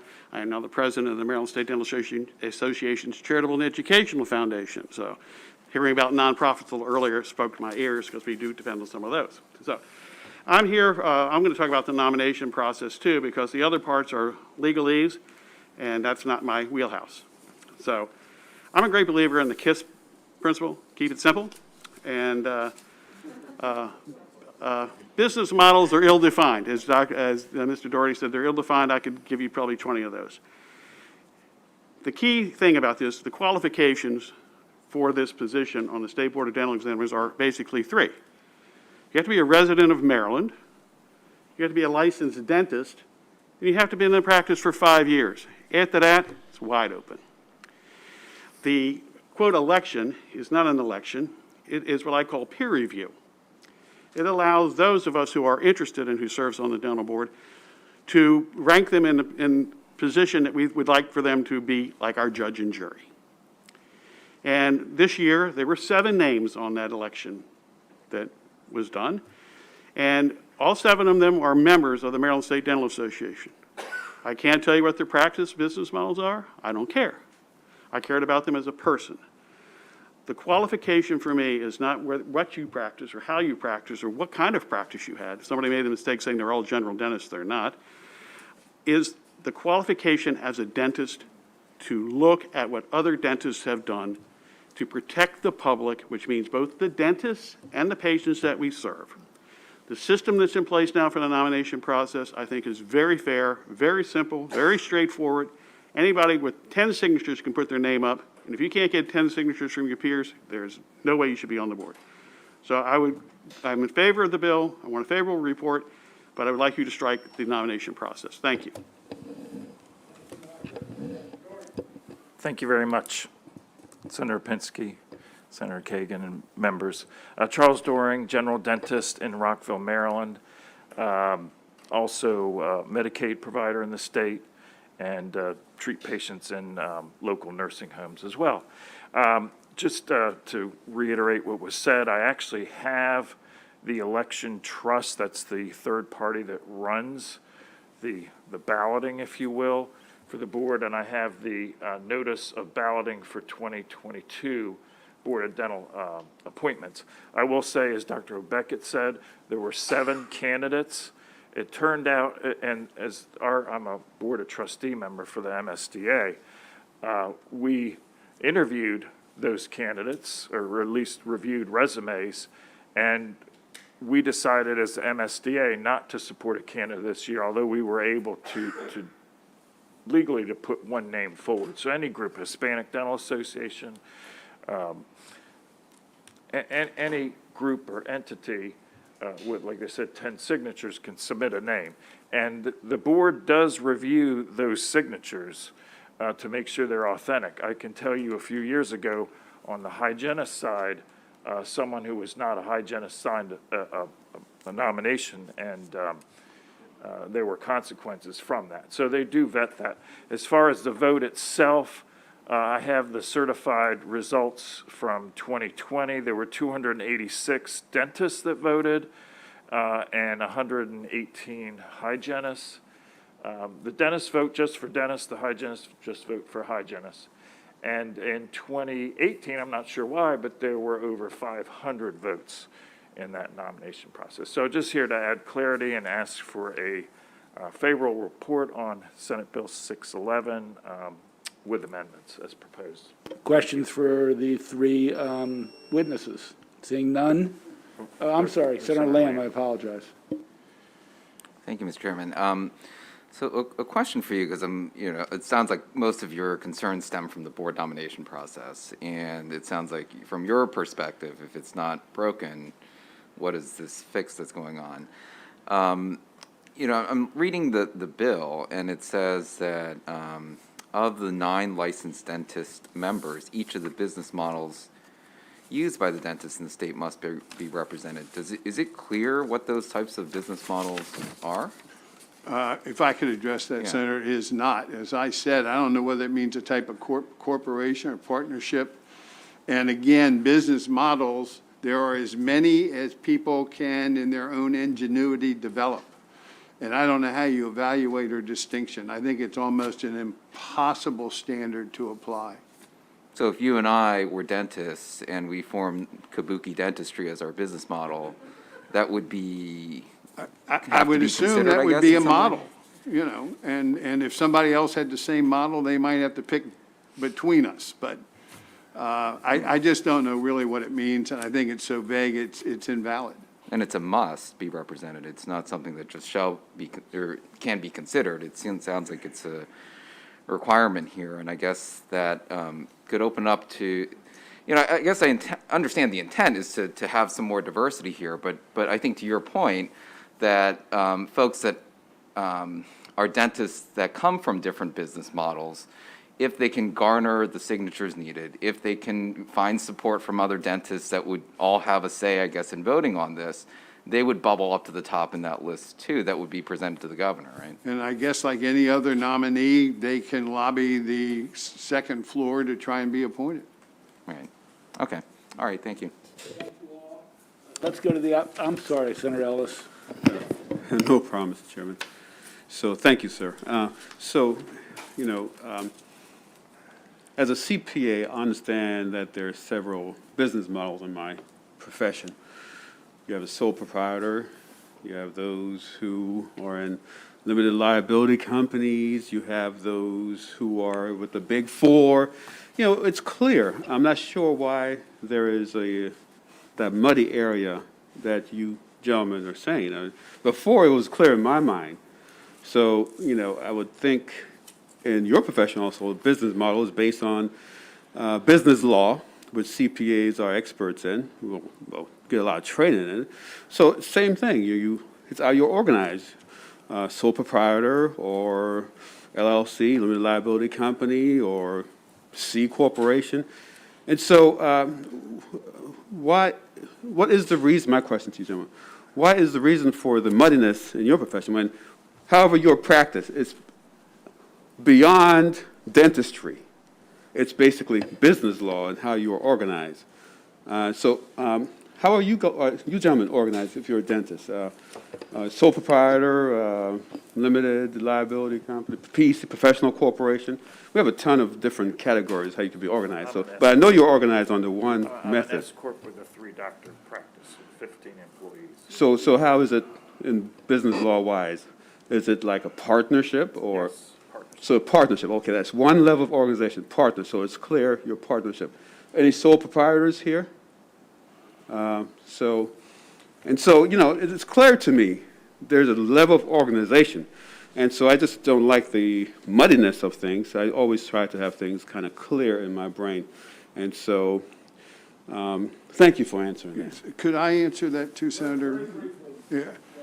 You're describing a legal model, organizational model. They're talking about a business model, which would include a practice that got all of their supplies, all of their prosthetics, everything from one source. They could have other business approaches. It's the way they run their practice in terms of getting materials in, dentists in, and the way they deliver. It's not, and it may be what you're saying, LLC, subchapter S or whatever, but none of those really provide qualification for serving on a board to protect the public and to regulate dentists. There isn't a benefit from that distinction, in Okay. our opinion. Yeah, so, really quick, so when I hear you said they, there's a they and there is a us. So that's why I'm just trying to get who's a they and who's a us. And I'm trying to break it down into the legal definitions of how anyone practice in the state of Maryland, anywhere in the United States, based on the Uniform Commercial Code, business law, state law. It's all based on a level of incorporation. And so I would have to follow up with you after to see Senator, what the intricacies. when we take this bill up before us, I think from committee counsel and other people, we'll get clear on that. Okay, thank you, Mr. Chairman. Okay, thank you. Thank you very much. Thank you. Let's go to the opposition. The two members of the dental board, Edwin Morris and Leslie Grant. These are opponents.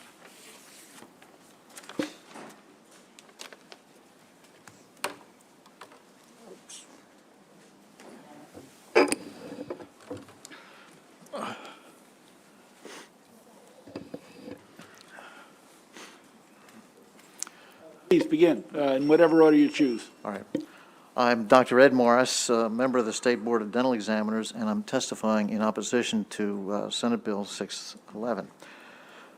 To begin, part of the bill suggests the placement of members of various business models on the board. Currently, the appointment is open, as has been said. It's open to any licensed dentist in good standing, and the board should be made up of dentists who can assess all aspects of clinical problems. The business model is completely irrelevant to the board's mission to protect the public. And by the way, currently there are two members of the state board who are former DSO employees or members. Further, a requirement to have board members who treat Medicaid patients is also unnecessary. The character of the patients, the type of patients you treat, has nothing to do with the mission of the board. It's irrelevant. I would say, for example, much like business models, the category of patients treated is irrelevant. To work with the board, we deal with licensees and their conduct with their patients, regardless of the category of their business or the category of the patient. Board members, we've talked about dental groups. I'm not going to get into that again, or representative groups. Board members are a group of very dedicated, objective people who really want to protect the citizens of Maryland. They take their oath very seriously. When they deal with a licensee, if we receive a complaint, we redact all the information from the complaint so that it can be objectively viewed. If the licensee is violating their professional code of ethics, then they have to answer to the board. And it's regardless of the business model they're employed in, and it's independent of the type of practice or the patients they're dealing with. It all has to do with the patient and the dentist and their relationship and how they work together or not. Thank you. Mr. Morris, please. Ms. Grant. Thank you very much. My name is Leslie Grant. I'm a general dentist member of the Maryland State Board of Dental Examiners, and respectfully, I will address some of the additional reasons for the board's opposition to this bill. This bill would require consultation with the Maryland Bar Association to determine an attorney who would provide training to the board. No other health OC boards have this requirement. Our board members already undergo training provided by the Office of the Attorney General after their appointments. We have an Assistant Attorney General assigned to the board and present at all full board meetings to advise us on legal matters, including powers and procedures. The board has confidence in the training expertise of the Office of the Attorney General and believes that training from an outside attorney would be duplicative and likely less specific. As a board, we are well prepared and have implemented training to our board. New members are provided a welcome packet orientation by the committee chair, each committee chair, and they are encouraged to attend conferences such as the Virtual Turk Conference. We provide infection control and COVID-19 updates and convened a calibration of our experts and invited board members to attend. In regards to the 120-day timeline for final decisions on actions, the board deliberates and votes immediately after hearings. The board's decision is then communicated to the Assistant Attorney General, who is responsible for drafting the board's final order. The board does not control the time employed by the AAG in undertaking this task. Similarly, if a case is referred to the Office of Administrative Hearings, the board cannot dictate the timeline to OAH. It would be a disservice to the public and your constituents to automatically dismiss charges that are violations in favor of the respondent due to timeliness that is not within the control of the board. This bill also includes a provision for notice of intent to summarily suspend. The board would request an unfavorable report, and I'm happy to delve in further if you have questions. Thank you very much, Mr. Chairman. Doctor, how long have you been on the board? A year and a half. Okay, so you're not part of the problem that occurred in Glen Burnie. Young lady, you're on the board, Yes, and how long have you been? 3.5 years. Okay, I guess is it Dr. Wood who was in Yeah. Glen Burnie and had a claim against him for Yeah. 13 years? Neither of you were involved with that? I was not. You can answer for you. I have a reluctance to specifically discuss. Well, were you on the board when that came up? No, I was not on the board. Okay, so you weren't on the board, that's my point. But I have to share with you, the testimony today is absolutely agonizing. You represent, as you know, small business people that have rent, phone, payroll, but that's the business side. And then it's all the clients that these dentists have to take care of. And this bill is in response to a perceived problem. If it's not in your house, I would encourage you to write something giving us a couple of examples of how the AG delayed, how the administrative hearing officer delayed, because everybody's pointing at you. If you're not the problem, let us know who is so we can address it. Generally, we don't think I'm sorry, I'm speaking for myself. I don't think very highly of the board based on the testimony and the phone calls and the letters I've gotten in my 20 years as an elected official.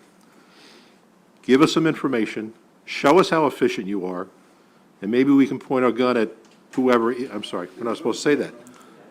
Maybe we can point our finger at the person or group. It was a toy gun, Mr. Chairman, it was a toy gun.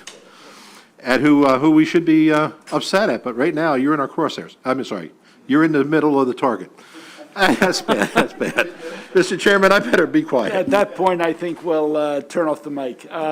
Senator Washington.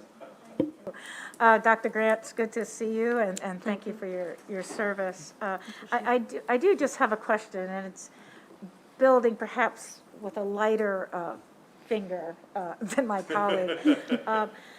But the issues that have been expressed, and so you've just, I know it can take a year or so to sort of get your arms around what's happening. So we can't, some of us feel like we can't simply listen to these year after year and not do something. So my first question is on the matter of the Medicaid.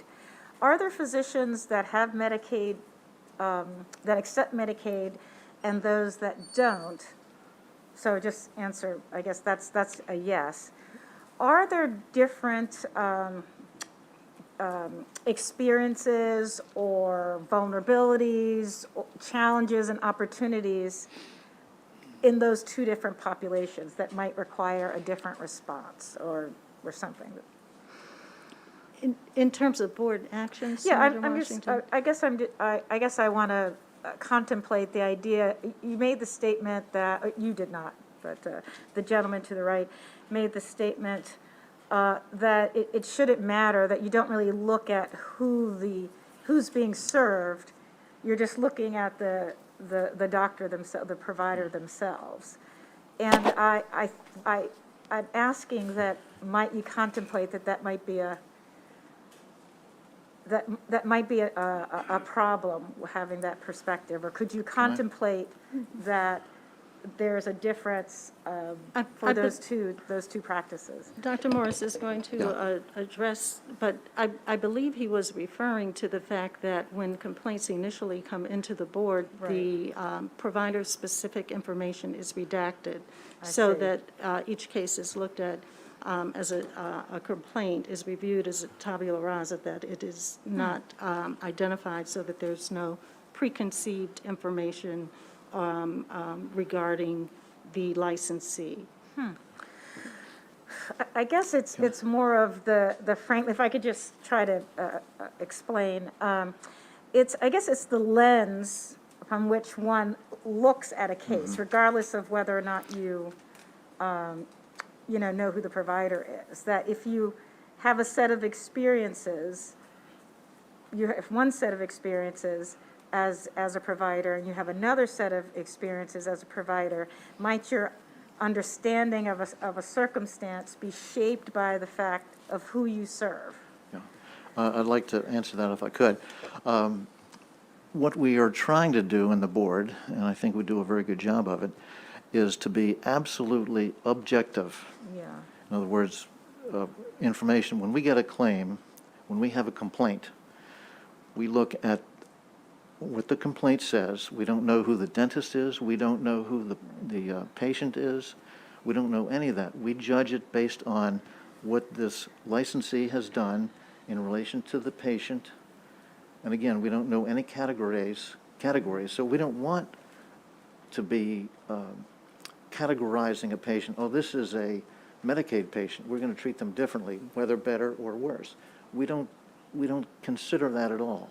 We look at the case and the provider, and if we feel it's valid, then the complaint is valid, then we deal with it. Now, of course, the names and all that will have to come out, but the complaint itself is completely dealt with objectively, and that's the way it should be. There should be no bias in any direction, whether it's a business model or the type of patient. And I appreciate where you're coming from, I really do. But I think that objectivity is the absolute most important thing that we do. We want to be fair to everyone. I understand. I'll just say, finally, that looking at it in sort of this Medicaid status blind and way of the world, there are gaps in understanding and ability. So think of it rather as a set of experiences that you might not have if one has not had an opportunity to deal in a certain set of practice. So it's not about achieving that. It's about really understanding that there are differences and that those differences are okay, and that those differences as a board may have different impacts, on your dentist, and they may have different circumstances. So I just wanted to lay that out, and why I think I'd like to try for us to figure out how to address that. Thank you. And Senator Ellis, you're next, but I think we need an "isn't that so" for. Isn't that so? Senator Ellis, followed by Senator Hester.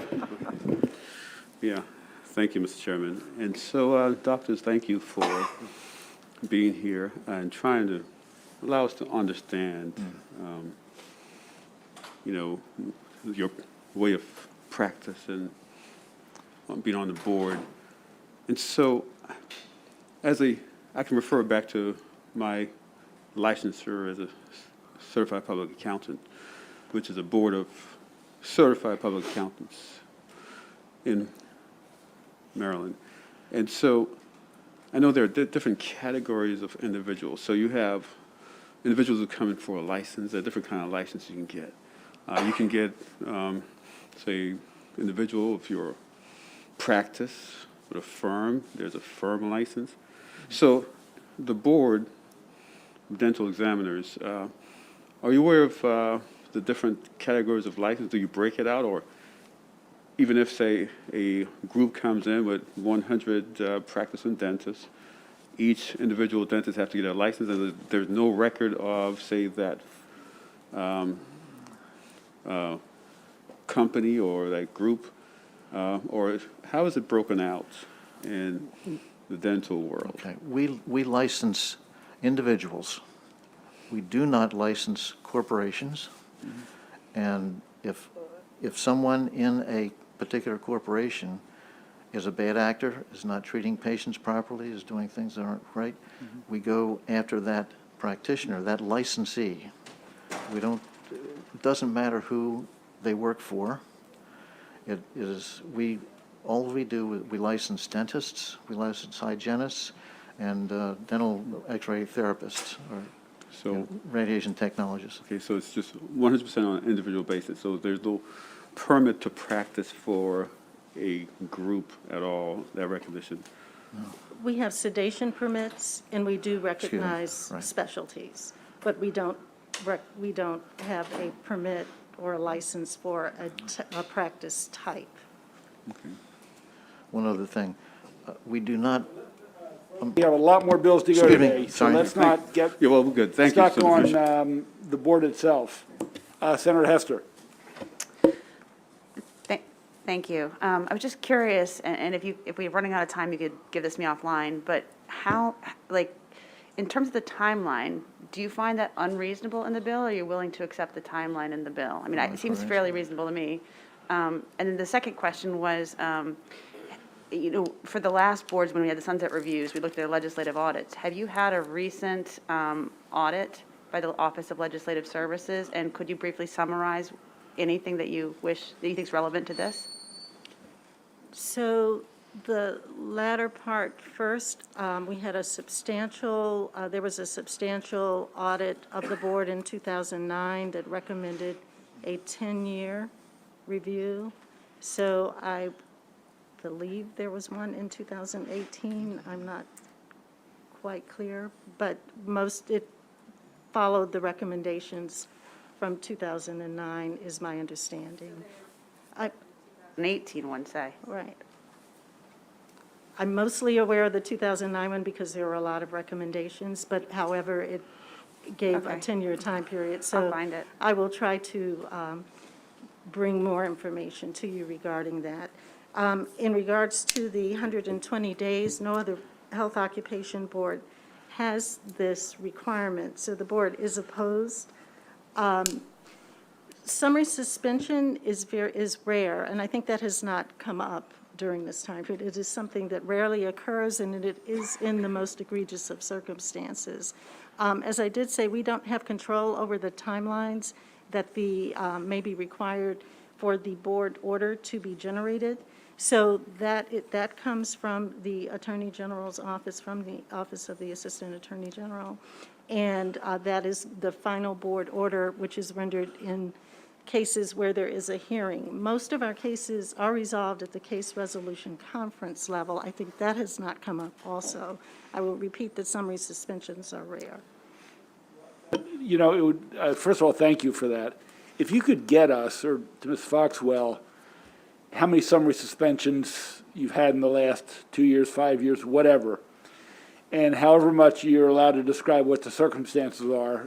Obviously, you can't release proprietary personal information. And if you have an average resolution of cases, I think that would be helpful. So if you can get that to the committee council, I think the committee would appreciate that. I'll be happy to. I will say that most of the egregious cases are related to significant infection control, drug diversion, Okay. and sexual misconduct. Those are typically the Well, categories. when you send that in, just repeat those 3 or 4 areas. Thank you very much. You're welcome. Thank you. That concludes the hearing on Senator Beidel. Thank you for the bill and for your patience, Senator Beidel. Senator Griffith, Thank you. You've been waiting a long time. We have SB 626, Maryland Loan Assistance Repayment Program, also known as LARP, for physicians and physicians' assistants. There's no one signed up, either oral or written, in opposition. It's a love fest, but there are a number of witnesses, so to those witnesses, when the sponsor is done, please come up and share important, but let's be additive, or you may even use that word, me too. So we're going to have Senator Griffith, followed by Steve Wise, followed by Aaron Dorian, followed by Matt Dudzik and John Stierhoff. We'll take 1 or 2 up at a time. The rest can move into the first row. we'll keep a little distance to keep everyone safe and healthy. Sorry for the delay. Welcome, Senator Griffith. Good afternoon, Mr. Chair and members of the EHE Committee. It's my pleasure to be here. Melanie Griffith, for the record, presenting Senate Bill 626. This committee has spent a great deal of time on the Loan Assistance Repayment Program. I know you all understand its value and the importance of the program.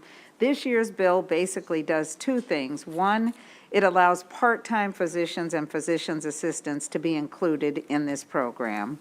And the second thing it does is it establishes a permanent LARP advisory council. I can't tell you the valuable work that happened this interim. If you all haven't seen the report from this group, I'll certainly make it available, Mr. Chair, to you and the committee. But the group has really come together and made some very important recommendations. I know Senator and Dr. Lamb spent some time helping with the bill on the floor and in committee last year, as did many of you. So I'll just stop there and not oversell what I think is a very simple bill that can enhance the number of providers that we have providing access to high-quality health care for Marylanders. Thank you, Senator. Mr. Wise. Thank you, Mr. Chairman. Steve Wise here on behalf of MedChi, the family physicians, and you have our written testimony from four groups in total. I think Senator Griffith summarized it well, strongly in support of the bill, but happy to answer any questions you may have. Yep, thank you, Mr. Chair. Erin Dorian from the Maryland Hospital Association, and we agree completely with Senator Griffith's testimony and hope that you pass this bill out of committee. Mr. Chairman, members of the committee, John Steerhoff on behalf of the Maryland Academy of Physician Assistants, representing more than 3,000 practicing physician assistants in the state of Maryland. Me too. Terrific. Mr. Dudzik from the board. Thank you, Mr. Chairman, members of the committee, and thank you to Senator Griffith for bringing this bill. Don't have anything to add. Just want to say that, the Maryland Board of Physicians, and Matt Dudzik with the Maryland Board of Physicians for the record, but the Maryland Board of Physicians strongly supports the recommendations, and, we appreciate all the work that folks have put into that. Thank you. Brevity is greatly appreciated from all of you. Senator Carrozza, question. A brief question for the bill's sponsor, please. Sure. Senator Griffith, thank you for this bill, and thank you for your mentioning the work that was done in the interim to get to this point. And I, fully support this bill. We're also looking in the future for some changes that would modernize the Physician Assistance Act to see how we can have some efforts that physicians' assistants might be able to, by working with the doctors, to see what they may be able to do to serve more of our patients across the board. And we're looking probably to work on that during the interim with the work group. So I wanted to, ask you if you would, given your success in working with on this issue, maybe you would work with us on that as we move forward with trying to work together on a physician's assistance modernization bill during the interim. I'm happy to talk to you about that. I don't want to commit myself to another interim assignment, as my bandwidth is pretty limited, but I'm happy to talk to you offline about how we might work together. Okay, thank you. It's good to see the collaboration between the two groups. Absolutely. So thank you, and thank you for this bill. Sure. That's an indirect encouragement for the same parties to work together on another piece of legislation on a similar topic that's before you, if I can cut to the chase. Thank you.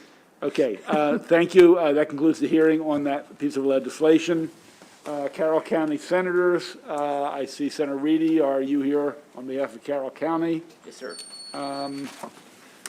Please, this is Senate Bill 545, compensation and benefits. Welcome, Senator Reedy. Thank you, Mr. Chairman, and Vice Chairman, members of the Education, Health, and Environmental Committee. Great to be with you again today. Senate Bill 545 is a local bill. It makes adjustments to the compensation for future Carroll County commissioners We elect them every 4 years by district, single member, 5 by district. It raises the annual salary of the commissioners from $45,000 to $50,000. It entitles them to reimbursement incurred during their official duties, and it prohibits the Carroll County Board of Commissioners from offering any kind of group insurance or pension benefits to their commissioners that is different from the same benefits offered to full-time county employees. It applies only prospectively, and it obviously takes effect at the start of the next term of office, which is in December of 2022. I would ask for a favorable report. There is an amendment in the packet. There's a change to fix that was requested to make sure the dates were correct there's a date on page 4, line 21. So that's an amendment we had authored, and I'm happy to answer any questions. 2 days in a row that you've brought up these damn controversial bills from Carroll County. That's all I'm saying. We worked on this one a little bit, but yeah, we're Yeah, gonna, and no, we may no. still do a couple tweaks, so. Appreciate it. Thank you for being here, and I assume we will get a letter from the delegation. Yes. Oh, we do have a question. Okay, Senator Ellis. I'm sorry to disappoint you, Madam Vice Chair. Just doing my due diligence, because I really want to understand things I vote on. So thank you, Senator. Really appreciate you making this presentation. So in looking at the testimony, it seems that the Carroll County Commissioners came in favorable with amendments. And then I opened up their letter, and it says there, "Dear Chair Pinsky and members of the committee, we respectfully oppose Senate Bill 545 as written." And so it's like there's a little disconnect there. Do I have that letter? Let me see. Well, it's in the system right here, so. Interesting, my staff tells me we have not received any such letter, so.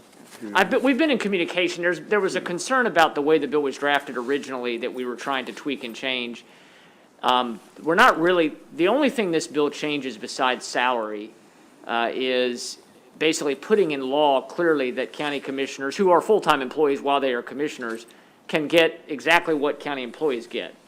But we're just making clear in law that there can't be any special programs or anything beyond that, which just dealing with some things that happened many years ago, not impacting the current members. So I think there was some concern that maybe we didn't need to put that so specifically in law. I thought we'd kind of worked through that, but we're reaching out to see what other amendments may be needed to address that. Yeah, I mean, I would personally love to see, this confusion in the bill file cleared up, so I can do a proper vote. I understand. I will also say, and I will also say that we are not a code home rule or charter county, so it does fall to the delegation to make these kinds of decisions. But obviously, everybody's entitled to their own decision and vote. I'm going to be reaching out, I assure you, to figure out to be sure there's not something that, we missed. If you could, yeah. Thank you. And so, when you say Carroll County Senator, who are the Carroll County Senators? Myself, Senator Hester, and Senator Huff. Okay, great. Thank you. I was making a joke, and it was clearly inaccurate. I thought this was another easy peasy one. So thank you, Senator Ellis, for flagging the... We'll get it adjusted. We'll figure out what's happened. Well, obviously, Perfect. we understand you need some clarity, so that's fine. Absolutely. Well, thank you for being with us again today, Thank Senator you. Reedy. That completes the hearing on Senate Bill 545. Next up, we have the wonderful Senator Riley. If you are ready, yeah. As he's coming up, it's Senate Bill 425. Sure. Let's look classy. Real estate, associate brokers and salespersons, compensation, payment from title insurance producer. And I'm going to talk slowly while you're making your way to the table there. Senator Riley has a few witnesses. Clifford Clapp, if you're here, you can sit in the table, and then Patricia Long and Bill Castelli, if you want to move up to the front row. All right, Senator Riley. Thank you very much, Madam Vice Chair. Ed Riley, District 33, Central Anne Arundel County, a great place to live, work, and play. I'm here to present Senate Bill 568, Real Estate Associates, Brokers, and Salespersons Compensation. Ladies and gentlemen, I have bought 5 houses in my adult career. Every time we went to settlement, the title company was tasked with distributing the money according to the settlement sheet. Certain amount went to taxes, certain amount went to the new mortgage company, a certain amount went to the old mortgage company, et cetera, et cetera. And every time the real estate salesperson received their commission. It was tradition in the industry. Matter of fact, most real estate agents look forward to that settlement day. Well, there was a change.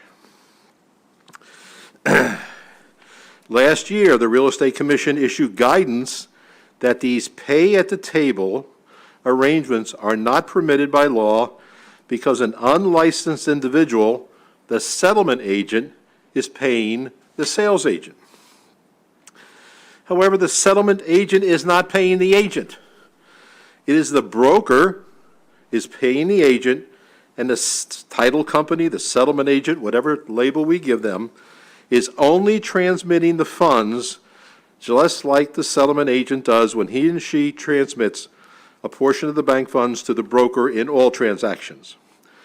We believe this bill restores an administrative process that helps some agents receive their payments more timely.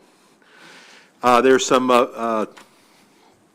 phone calls I've received from real estate agents that say, under the new guidance at the settlement table, the commission, both the broker side and the sales agent side, goes to the brokerage office. They wait for the check to clear, and it could be 5 to 7 to 2 weeks before the sales agent gets their commission. I liked it under the old way. The title company, the settlement agent, is not paying the real estate agent. He's just transferring the money as required by law. Today with me is one of our experts, and we'll be following up on further explanation of the bill. Thank you very much. Good afternoon, Mr. Chair, Madam Vice Chair, Senators. My name is Clifford Clapp. I am a Maryland licensed title insurance producer. I'm also a Maryland licensed attorney, as well as licensed in DC and Virginia, and a licensed settlement agent in Indiana as well. A little closer. I have 13 years in the real estate industry, conducting closings, and I currently manage a title company in Odenton, with offices in Odenton and Waldorf. As Senator Riley was saying, there's common practice with real estate broker commissions. And the way we would end up dispersing money, now the title agents act as an escrow agent.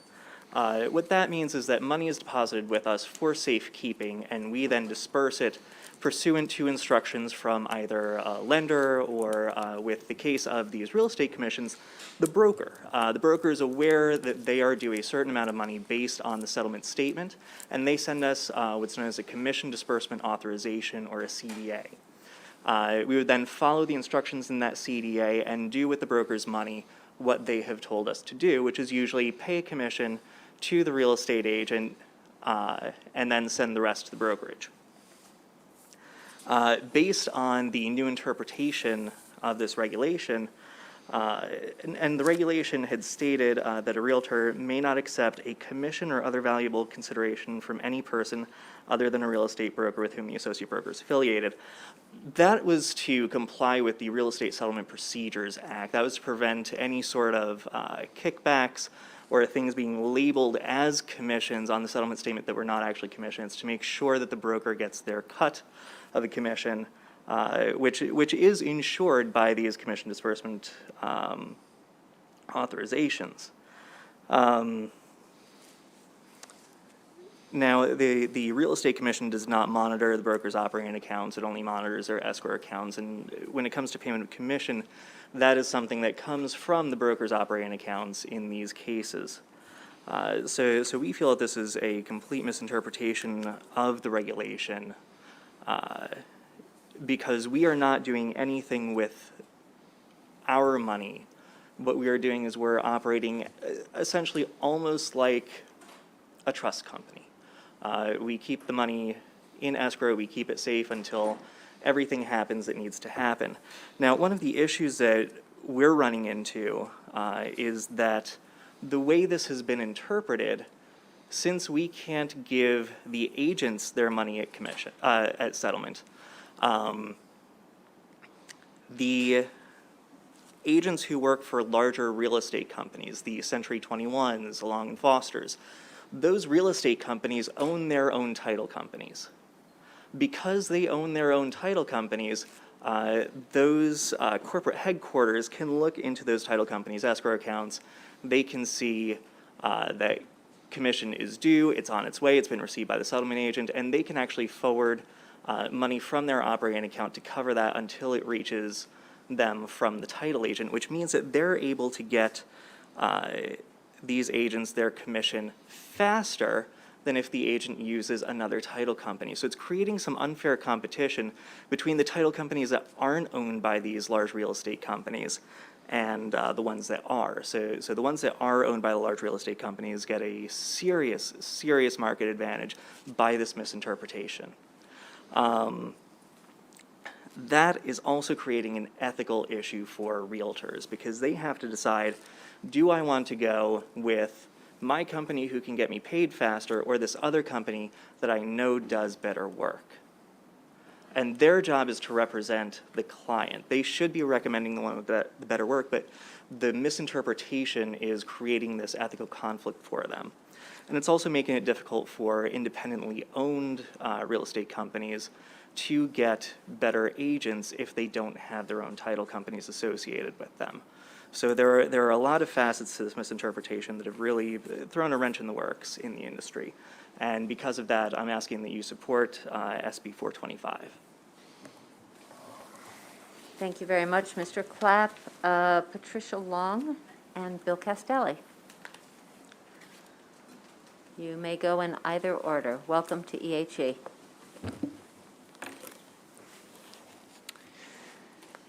Thank you, Mr. Chair, Madam Vice Chair, and members of the committee. Bill Castelli on behalf of the Maryland Realtors and our 30,000 members. And we want to thank Senator Riley for introducing the legislation. With me today is Pat Long, the broker-owner of Keller Williams Preferred Property. And she's going to talk a little bit about this, but we agree with the assessment that this had been a long-standing practice. We have some brokers that will give disbursement orders to title companies and have the agents paid that way. Others do not. It's been up to them. It's been a part of the real estate practice for over 30 years. We're not aware of there ever being a complaint before the commission about it until this change. And we think it's largely due to a very close reading of the statute. I mean, this compensation is still coming from the broker, and it can only come from the broker. So with that, I'll have Pat just talk a little bit about it. Yes, thank you all so much. My name is Pat Long, and as Bill had mentioned, I'm the broker-owner of Keller Williams Preferred Properties. I'm also a longtime resident of Legislative District 26. So my senator is Senator Patterson, and so he's just doing an awesome job, so I'm very grateful. Hopefully he comes back in the room. My brokerage was established in 2004, and we've grown to over 600 realtors affiliated with my brokerage. And since our inception, I've always authorized that my agents get paid their earned portion of the commission paid at the closing table. So this has served to be a huge benefit to the realtors, especially to the many who don't have those consistent 2, 3, 4 closings every month. You can imagine for many of them that have real estate as their only source of income, generally having to wait 45 to 60 plus days to get a closing and then have to wait an additional, in some cases up to 2 weeks, depending on the brokerage that they're affiliated with, to be able to get paid. So you can imagine how shocked I was to be told that a practice that has been in place prior to me becoming a broker, and I've been a broker owner for 18 years now, and prior to that, a real estate agent for 30 years. There's my senator. Yes, hello. And so it's important for the realtors to be able to have immediate access to their money. This is a practice, again, that has been going on for decades and decades, so I appreciate the support. Thank you for being with us, and Senator Patterson does a great job, works very hard on behalf of the residents of District 26. So, Absolutely. there you go. So, Mr. Castelli, Ms. Long, are there questions for either of our witnesses or for the sponsor of the bill? Seeing none, that completes the hearing on Senate Bill 425. We have one more bill to go. We are moving to Senate Bill 523, Senator Kagan, Occupations and Professions, Licenses, Certificates, and Registration Immigrants. We will hear from Senator Kagan. She'll be followed by George Escobar, Iwaloa Ogundana, then Scott Tiffin. Then we'll hear from Joseph Vogel. Then we'll take questions. Then we'll move to unfavorable. Shari Randall, Margaret Montori, and Brigetta Mulliken.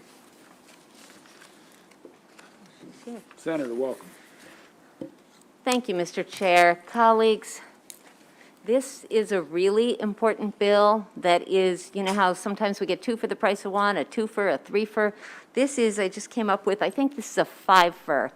This is an exciting bill that is simple in its construction, but solves a lot of problems.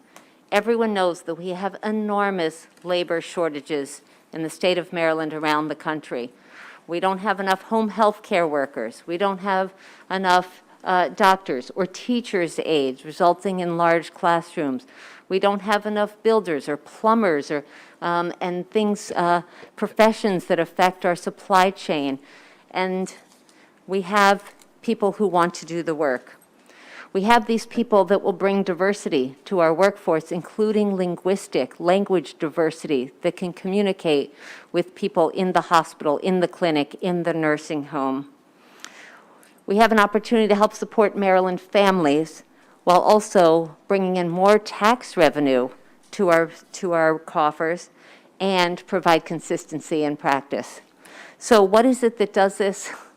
Simply by allowing people who have lived in Maryland, who are residents of Maryland, to get licensure for professional occupations and do jobs that they have been educated, have been otherwise eligible to do, but to get a license right now may require citizenship.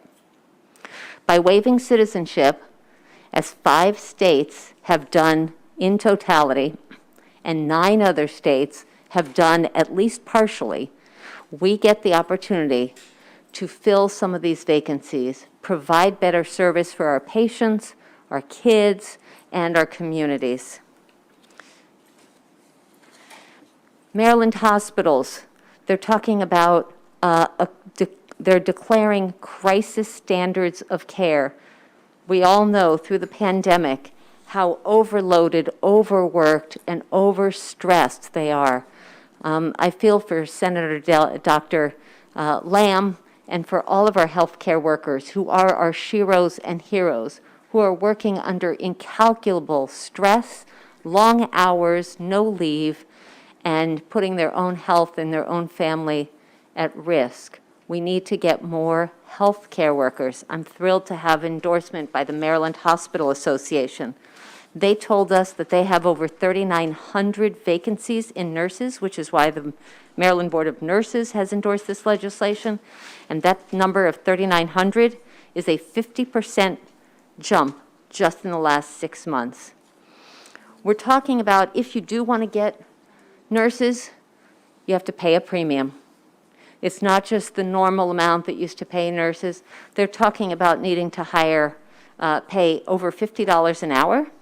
And you can get contract nurses, traveling nurses, for about $120 an hour. That's what it's taking, and that puts an enormous strain on our healthcare system that is already near its breaking point. In addition to our healthcare in our hospitals, and our nursing homes. We're talking about building finishers, dental practitioners, assisted living aides, mental health practitioners, architects, plumbers, and many other professions, about 130 professions. The 5 states that have already changed their laws in the way that we're proposing here are California, Colorado, Illinois, Nevada, and New Jersey. And then 9 other states that have waived, at least in part, are Arkansas, Florida, Minnesota, Mississippi, Nebraska, South Dakota, Utah, West Virginia, and Wyoming. This bill, very simple bill, will help address our problem in the shortages. So when I talked about consistency, what did I mean? Mr. Chairman, you helped create or created the Promise Scholarships to allow our immigrants to go to community colleges. Maryland was the first or one of the first states to allow in-state tuition when they go from a 2-year college to a 4-year institution. So now they've gotten their education, they have picked their field, they're ready to go in their career, and we're slamming the door in their faces. They're not able to get jobs. They're not even able to apply for jobs, even if they are otherwise qualified, because of simply not having a Social Security number. So by allowing an ITIN, by allowing an option, by waiving the opportunity for these dreamers and these DACA folks, we can allow them to support their families, to continue contributing to our economy, pursue their fields of interest, and address our labor shortages. I did not yet say the reason this bill came to my attention, or the reason I sponsored this bill, I was asked by Don Graham, and that's a name that may be familiar to some of you, but maybe not all of you, the longtime publisher of the Washington Post. This retired gentleman has set up a nonprofit and has been working unceasingly with immigrant communities and helping them get educations, offering scholarships. Again, he helps them get through college, but then how can they get their jobs? We're going to hear from a dreamer today, and if you missed the piece in the Washington Post on page 2, I encourage you to read it. It's on my Senator Facebook page, and I tweeted it and stuff, but it's really worth a read, and we're going to hear the woman who is the focus. This is not a small part of our workforce. We're talking about 40% of Maryland jobs that require some kind of licensure. I referenced several, but again, it is so many. It's the broad range from nail technician to home aides to veterinarians and electricians. The bill does not affect the training and educational requirements by the board. The one amendment that I just want to mention is that the judiciary does require character and fitness, and they want to make sure that it's clear that they can continue to do that, which is totally fine with us. So Delegate Jocelyn Pena-Melnick, my cross-file sponsor, and I are fine with that very modest clarifying amendment. I have so much more to say, but I don't want to take the time. I've got wonderful witnesses. We are talking about a modest but important step, and I would love to have you hear from my witnesses. And thank you all for your attention, and look forward to questions if there are any. Thank you, Mr. Chair, colleagues. Thank you so much. Good afternoon, Chair, members of the committee. First of all, I want to thank Senator Kagan for this wonderful bill. I want to thank you for the opportunity of coming before you today. My name is George Escobar. I'm Chief of Programs and Services at CASA. And first of all, on behalf of our over 100,000 members that reside in the state of Maryland, we want to show our full support for this bill. It's high time, it's needed, and we congratulate the committee for looking at it now and moving this forward. As you're probably aware, CASA is the Mid-Atlantic region's foremost immigrant advocacy and services organization. We serve around 20,000 people annually in services such as health navigation, health services, legal services, workforce development, education. And it is particularly in our education and our workforce development fields and in our employment fields that we are made acutely aware of this ceiling that occurs for a lot of our members. Although they may go through our services, They may improve their English. As a matter of fact, many of them come to this country already with professional licenses from their home country, and we'll talk a little bit about that in a second.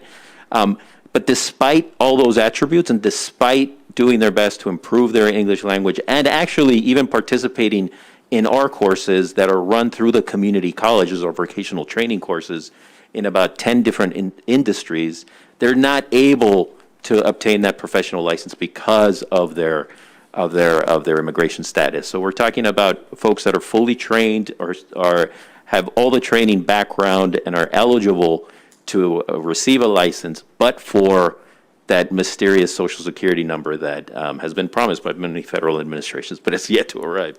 But certainly this isn't a problem that's unique to the state of Maryland. A 2019 study revealed, and Senator Kagan really talked about this a little bit, over 45% of recently arrived immigrants come to this country with some sort of bachelor's degree or some sort of educational degree. But yet, over 2 million of them are reported as being underworked, as participating in low-wage industries.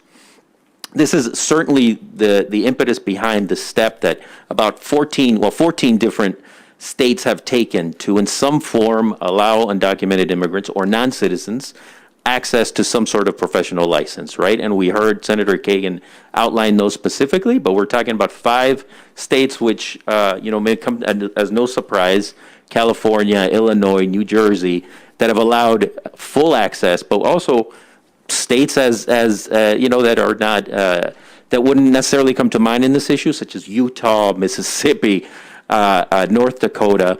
These are states that have allowed some sort of access. Such is the need that we're seeing to fill these jobs, obviously. And obviously, one thing that really we have to think about, in particular in our state of Maryland, as we heard, 40% of jobs that are listed in the U.S. Bureau of Labor Statistics are listed as requiring some sort of professional license. So this is abundantly problematic when you see really the tax base of the immigrant community as a whole. According to recent statistics, the immigrant community in Maryland contributes over $12.2 billion in taxes. This is a growing tax base and an educated workforce. About 20% of the immigrant community has a bachelor's degree, 21%, which is larger than the native-born population. 21% of the foreign-born population come with some sort of graduate degree. So there's no doubt, first of all, Maryland should be lauded for the incredible efforts, especially beginning in 2011 with the DREAM Act, recent initiatives to increase the access to college affordability for the undocumented population, and other subsequent efforts, including the job that was done in the previous legislation session, allowing access to the child tax credit, to the earned income tax credit, and making it equitable for all. But now is the time to really unleash the potential of our community to be able to increase the tax base, be able to break through those ceilings that have been artificially placed in the development of the professional careers, that will show, first of all, a return on the investment that the state has made on their education, and secondly, an opportunity to, again, continue to contribute and expand that growing tax base. So for all those reasons and many more, again, we want to applaud Senator Kagan for this bill, and we urge your support in a favorable report. Thank you. Thank you, Mr. Escobar. Next, either one. Thank you, Mr. Chair and members of the committee. My name is Scott Tiffin. I'm here on behalf of the Maryland Nurses Association, as well as the American Academy of Nurse Midwives. I think there's not much I can really add that hasn't been covered, but a couple things I wanted to talk about is that, for the nurses and the midwives, probably the 2 most important things to us are that our licensing laws protect public safety, that we're setting minimum standards to keep the public safe, have high-quality professionals caring for all of our friends and family, but also we want to ensure that everyone who's qualified to be licensed is getting a license. As has already been discussed extensively, there's huge shortages in the state, and we just want to make sure there's no unnecessary barriers besides what would be necessary for public health. And we kind of see this bill very much in that vein of making sure that if you're qualified, you can be a provider in the state of Maryland, And hopefully that will help prevent our shortages from getting any worse. There's obviously a lot of things we need to do to address the shortages, but this might be one important piece of it. Thanks, and I'm happy to answer any questions. Thank you. Ms. Ogundana. Yes. Thank you, Chair Pinsky, Vice Chair Kagan, and members of the EHE Committee. My name is Ewalua Ogundana. I am a graduate student at the University of Maryland College Park, and I am also one of the 7,470 Deferred Action for Childhood Arrival recipients, also known as DACA, in Maryland, an immigration status that partially protects individuals who came to the U.S. as children. There are 13,000 other immigrants in Maryland who are eligible for DACA, but because former President Trump ended the status in 2017 and a federal judge in Texas recently ruled that DACA was adopted illegally, a number of applications have been backlogged, and no new applications have been accepted since July of last year. As a result, these immigrants cannot obtain Social Security numbers, which are needed to obtain licensure in Maryland in fields such as nursing, dentistry, medicine, accounting. The number of dentists that we saw today, students with my background, cannot become that. So passing this legislation will benefit Maryland in 4 significant ways. 1, this legislation will alleviate the roadblocks to obtaining professional licenses and encourage more undocumented students to complete their education so that they do not resort to other fields just because those fields don't require licenses. It will be a loss to Maryland's workforce if these students pursue other fields simply because the state bars them from obtaining professional licenses. 2, it is inconsistent to limit specific licenses from undocumented immigrants if the actual operation of that profession does not require citizenship. 3, Maryland already allows eligible undocumented students to pay in-state tuition at any state college and university, and they can attend community college tuition-free under Maryland's Community College Promise Scholarship Program. So passing this legislation will be consistent with past policies that have helped undocumented students so far in the state. And lastly, with staff shortages in hospitals across the state, this legislation could also bring relief to Maryland's healthcare systems as more immigrants obtain the necessary licenses to become healthcare professionals and fight against COVID. I respectfully ask the committee to give SB 523 a favorable report. Thank you. Thank you. And let's hear from Mr. Vogel, and then we'll take questions. Could somebody vacate and open up a seat?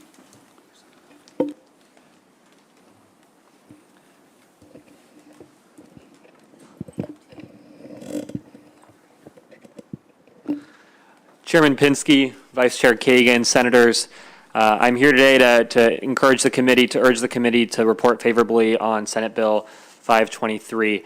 My name is Joe Vogel. I'm from Rockville, Maryland. And last week I visited the Career Readiness Education Academy in Silver Spring, Maryland, out of Thomas Edison High School. I met countless students. There are 100 students in that program, MCPS students, who spend all day at work. They're painting houses, they're working at auto repair shops, they're working at restaurants, and they go to this program at the end of every day and spend countless hours in the classroom preparing for their GED and preparing to become ready for a career. I met a young woman in the nail tech program who has spent over a year in that program preparing to get the career readiness she needs to take on a career in cosmetology. The issue is that some of the students in that program are undocumented, meaning that even after spending years in this program preparing for their GED, preparing to get the readiness they need to take on these careers, they will still not be able to practice these professions because they will be ineligible for a license. This committee today has the opportunity to change that and make it possible for dreamers who aspire to become lawyers or doctors, or immigrants who are here with temporary protected status, who want to serve their community as nurses or mental health counselors, have the opportunity to do so. I urge the committee to report favorably on this bill, and I thank Senator Kagan and Delegate Jocelyn Pena-Melnick for introducing it. Questions for the advocates? I think I had Senator Gallion, then followed by Senator Lamb. Thank you, Mr. Chairman. And I feel with that labor shortage is affecting all areas. And I'll say, I'm not an immigration law expert, so before I ask this. But my first question is, doesn't this contradict federal immigration law? Thank you for the question, Senator Gallion. Federal law specifically authorizes states to take action, and that's why 14 states have done so. And I'm proposing that Maryland be the 15th or 16th or whatever that will be. In one of my customers who has a produce business, I get to work every year with some of the folks that he has come out through the visa program. Great buddy of mine, Juan. He's helped me repair equipment, all kinds of stuff. Terrific gentleman. Is there any, and this goes to me not being an expert in immigration, It's all good. but is there any way this could be tackled through visa stuff? I'll let Like George through answer that. work visa? I think the issue here is that the issuing body is the state, right? The state is the one that's authorizing a professional license. So if somebody is trained or otherwise eligible, right, it completes all the requirements, they would submit an application to a state oversight body for that particular industry to receive that professional license, right? That the visa is a little bit of a separate issue, but we see this issue, and I think, we heard testimony about it in for example, CNA, Certified Nursing Assistance Programs, et cetera. Again, there's oversight from the state, and the state is the issuing body, and they have discretion over ultimately who they would be allowed to authorize. Okay, and just one final question, if I may, Mr. Chair. Talk about the DACA program and folks that have been kind of in the pipeline learning for a long time. Citizenship does matter, so I'm wondering how many of these folks are actively trying to work their way to citizenship, and what's the roadblocks there, and if you could enlighten us on that some. So there are a number of roadblocks. So with DACA, because you have a social security number, you can go to the board and file for a license. But if you're DACA eligible and you don't have a social security number, you cannot go and file for a license. And so there's also a number of legal barriers in that, even when they're applying to these schools, for example, to go to medical school, because they're undocumented and only have an ITN, they can't use that number to now go through medical school. Even though they have the training and they have the desire, they pass the MCAT and everything, they can't go through that process. Thank you. Thank you, Mr. Chairman. And just looking at this bill, and I'm totally sympathetic, right, from two directions. One, from the healthcare provider direction, because, recognize that we don't have enough healthcare providers here in the state. And two, from the immigration perspective, too, as a child of immigrants myself. What I'm trying to understand here is what this bill actually meaningfully does or moves in terms of helping address the problem. Because when I, as a licensed provider, when I fill out my application to the Board of Physicians for licensure, it doesn't ask me for my immigration status. So what is this trying to address then? Thank you, Senator Lamb. Let me start, because there may be people watching at home, and it's only a one-paragraph bill. So I'm just going to read briefly, as Delegate Peña-Melnick did.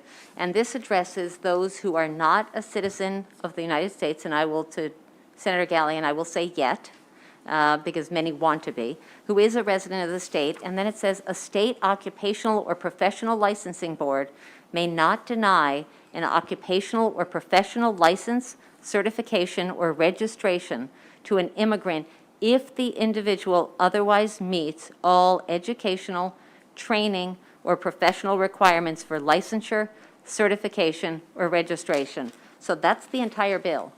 To answer your question directly, when applying for a license, there's a place for a social security number on many of them.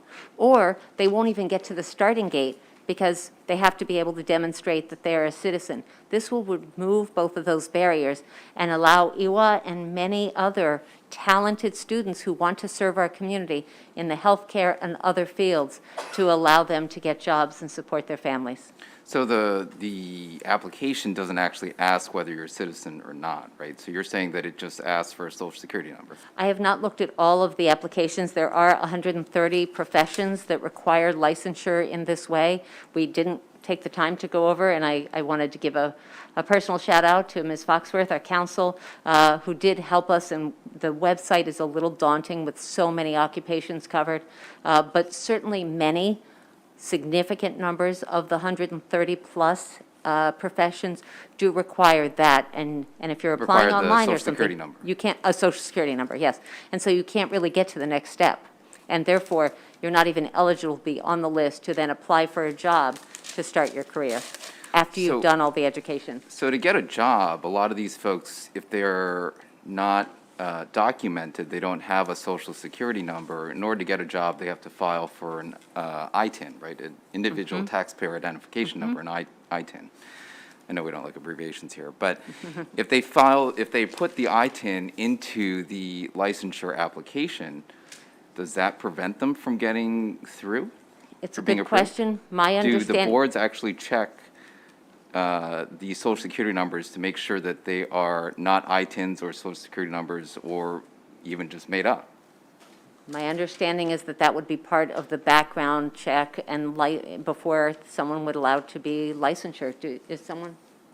Yeah, from my understanding, yes, they do. And when I called the Maryland Board of Nursing, they specifically did ask for a social security number. Right, but if somebody puts in an ITIN, I guess I would like to hear from one of the or some of the boards to know whether or not putting in an ITIN into the application would actually preclude someone from being able to complete their licensure. Right. Let's have the Board of Nurses speak to that then. Thank you, Senator. So big caveat, I work for the nursing associations, not the board, but when we talked to the board, what they told us was that they do not care about immigration status, that they would not deny you for immigration status. When we asked about this I-10 question, they weren't really 100% sure how they would process that if you put an I-10 into the box that says social security number. It probably varies by board to board, it probably varies staff to staff is my guess.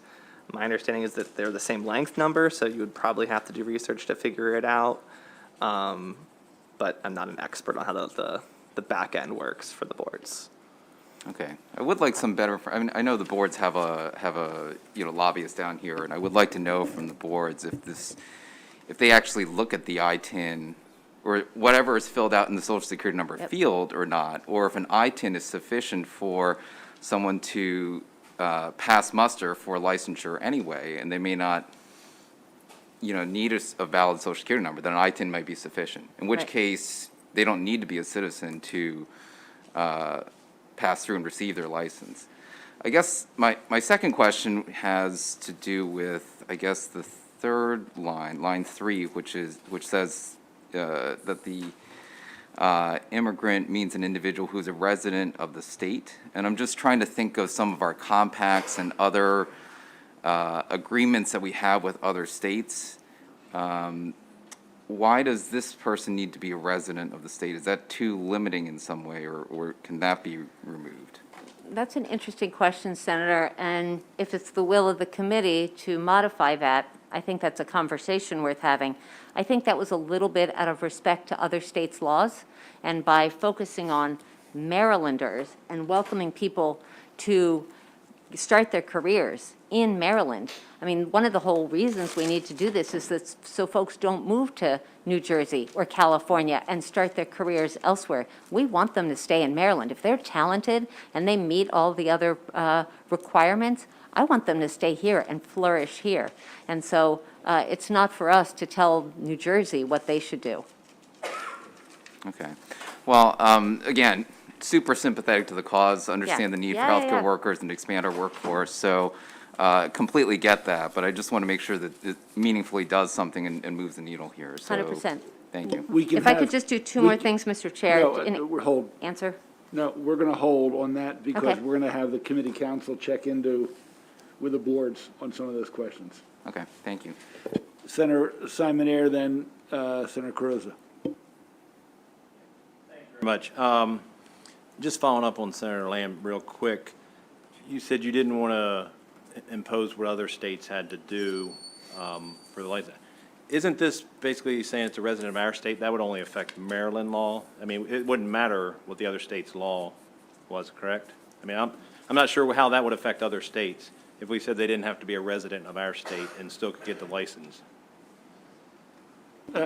Senator, I'm going to jump in here. We have different compacts, and different compacts have different rules and laws in terms of Gotcha. So for just for trading the authority to compacts. work. So if I have that right, I think that was. Okay, I see where you're coming from. And they're all different. Yeah, you know. yeah, if it's a compact, I understand. Okay, and only a second other one. Can you tell me how many have been denied, you know, like in the nursing? How many have been denied to this point, based on this? Right, so again, Senator, so again, we're talking about over 130 different Let's just say nursing board. occupations. I don't have that, but I can tell you that we're looking at a nursing shortage of 1.1 million people this year, and about half of that are going to be people who are going to quit this year. It's a crisis, and when you're talking about. I get the crisis, but I'm just to get to cut to the chase. We don't have that data. I can't imagine. So if Iwa knows that if she applied, that she'd be rejected, why would she bother applying? The other thing is that some of the problems, challenges with our data is that I will tell you that there's a great inaccuracy because there are a lot of people who are fearful on census forms or elsewhere to identify as an immigrant. We have that there are 7,470 DACA residents in Maryland, an additional 13,000 who qualified, but the applications have not been accepted since last July. We think that's really low because people are fearful of self-identifying. So I don't know that if I were an undocumented person and knew that I would be rejected, why on earth would I fill out an application? Yeah, no, I'm not trying to get into hypotheticals. I'm just saying, do you know of any boards where they have denied them based on their citizenship status? I was handed a note by one of my wonderful staff. Chiropractic, you have to be an American citizen, and you have to be able to demonstrate that. Nursing, architects, you have to provide a Social Security number. And to be clear, Senator, they have to sign an oath, and we've talked about that in terms of elections.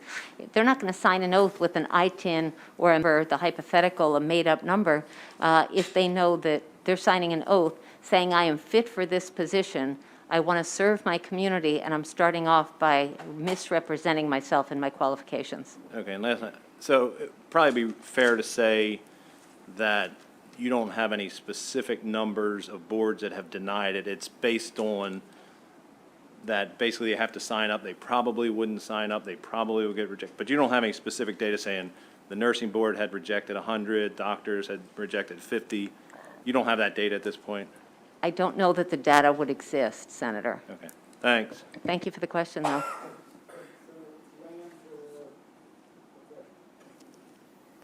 Yeah, one quick follow-up question. I'm just trying to be helpful here in following up on what Senator Simon-Arid said. Would you be open to an amendment to add to this that the application can say at the top, you do not need to be a citizen to complete this application, and in the field that says Social Security number, can it also say Social Security number / ITIN or ITIN or something like that? I think that is a conversation worth having, Senator. Thank Okay. you. All right, thank you. Thank you, Mr. Chairman. We'll move to the opponents. Sherry Randall, Margaret Montoro, or Mondioro, and Brigetta Malacan, if you'd like to come forward.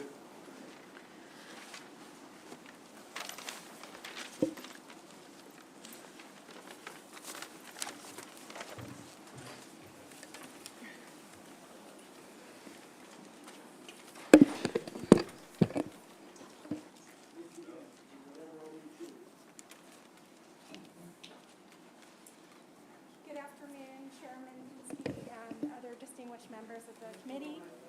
My name is Sherry. Pardon? Do I get my time back?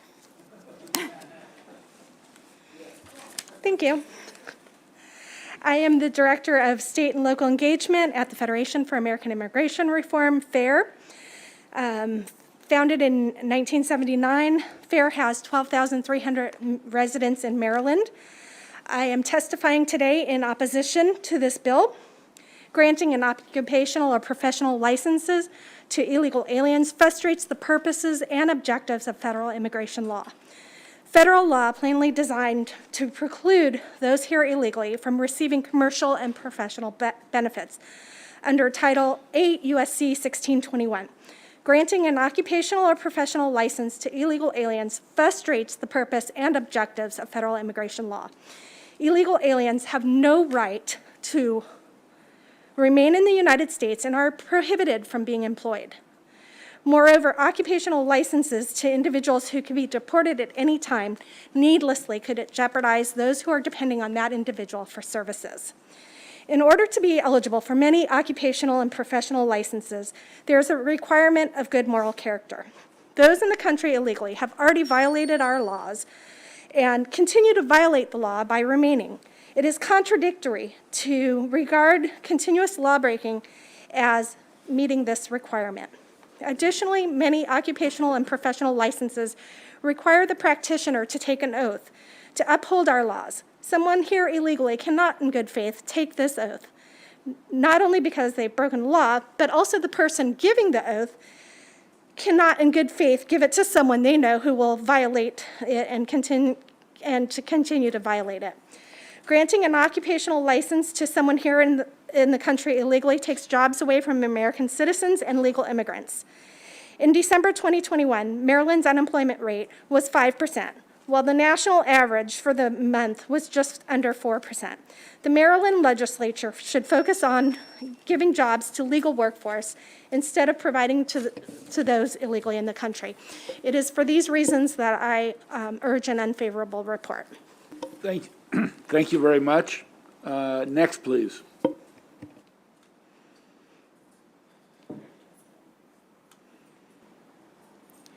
Every year, Maryland representatives erode. Could you start by giving us your name, please, for the record? Yes, Margaret Montori. Thank you. Every year, Maryland representatives erode the federal rules of law on illegal immigration because they deny the definition of illegal. They trot out the same paid representatives from the various Maryland pro-illegal immigrant organizations and agencies and persons in the Maryland judiciary who really should know better. The Supremacy Clause is still in the Constitution. They cry, they tell you how altruistic their efforts are and what non-Americans they are helping. The reality is that all those involved in creating and getting pro-illegal immigration legislation passed in Maryland don't give a toss about the taxpayer. That's just the guy who's handed the bill to pay for their schemes to aid and abet current illegal immigrants and attract more of the undocumented to the tune of billions of Maryland tax dollars. Here, Ms. Kagan's bill, SB 523, is a newly crafted, shiny magnet to attract more of the undocumented.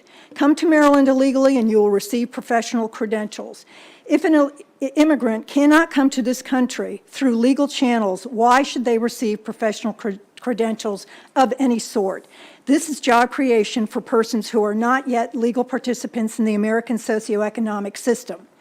Does this committee not understand that Americans are watching because of the mishandling of COVID, other Americans being forced out of their government and private business jobs? Not only should job creation be solidified for Americans starting in the high schools, but SB 523 has the potential to usurp jobs from Americans and legal immigrants. SB 523 is yet another step to legitimize the illegal, the undocumented. The language in this bill, an immigrant, if the individual meets certain requirements, is both vague and deceptive, but illegal is illegal. Legislation that benefits the illegal immigrant's position is a slap in the face to the legal immigrant and the American worker. Thank you. Thank you. And finally, I'm Brigida Mollican. I live in Rockville. I am a naturalized citizen who has lived in Maryland for over 56 years. I believe legislators should not make laws to benefit illegal aliens. My family immigrated legally as did a lot of other immigrants that came from various countries. We were required to complete all immigration requirements before being admitted to the United States. My parents and two brothers and I had to prove a vaccination and have a sponsor before we were approved to come here. Federal immigration laws must be enforced, and immigration procedures must be followed before allowing people from other countries to come here. If not, then those here undocumented have broken the U.S. immigration laws. America is a land of law and order, and we respect the laws, and you all need to do this. I request an unfavorable vote for this bill, Senate Bill 523. And I want to change some of my testimony. I've given you written testimony, but after listening to all of the arguments for, I want to make a comment about the health professional needs that you have. Hire the medical professions who were fired because of their COVID exemptions. Why don't you give them an exception? They're the ones that are already trained, and they've already helped people in the last 2 years during COVID, and why don't you hire them? There are so many legal immigrants who need jobs. Address that. Yes, I'm all for that, but not for illegal aliens. This bill is about allowing, as was said by my other colleagues here, letting illegals get more benefits. Please, please consider that we have a lot of immigrants that need jobs, that want to help our community, and please don't let illegals get benefits that they do not deserve because of the federal immigration law. Thank you. Thank you very much, and that concludes the hearing today on our bill. Thank you for your patience. Thank you for your testimony. Ladies and gentlemen, we're going to take a 5-minute break. It's 4 o'clock. If you need some coffee, food, personal things to take care of, 4:05, 4:06, we'll start up.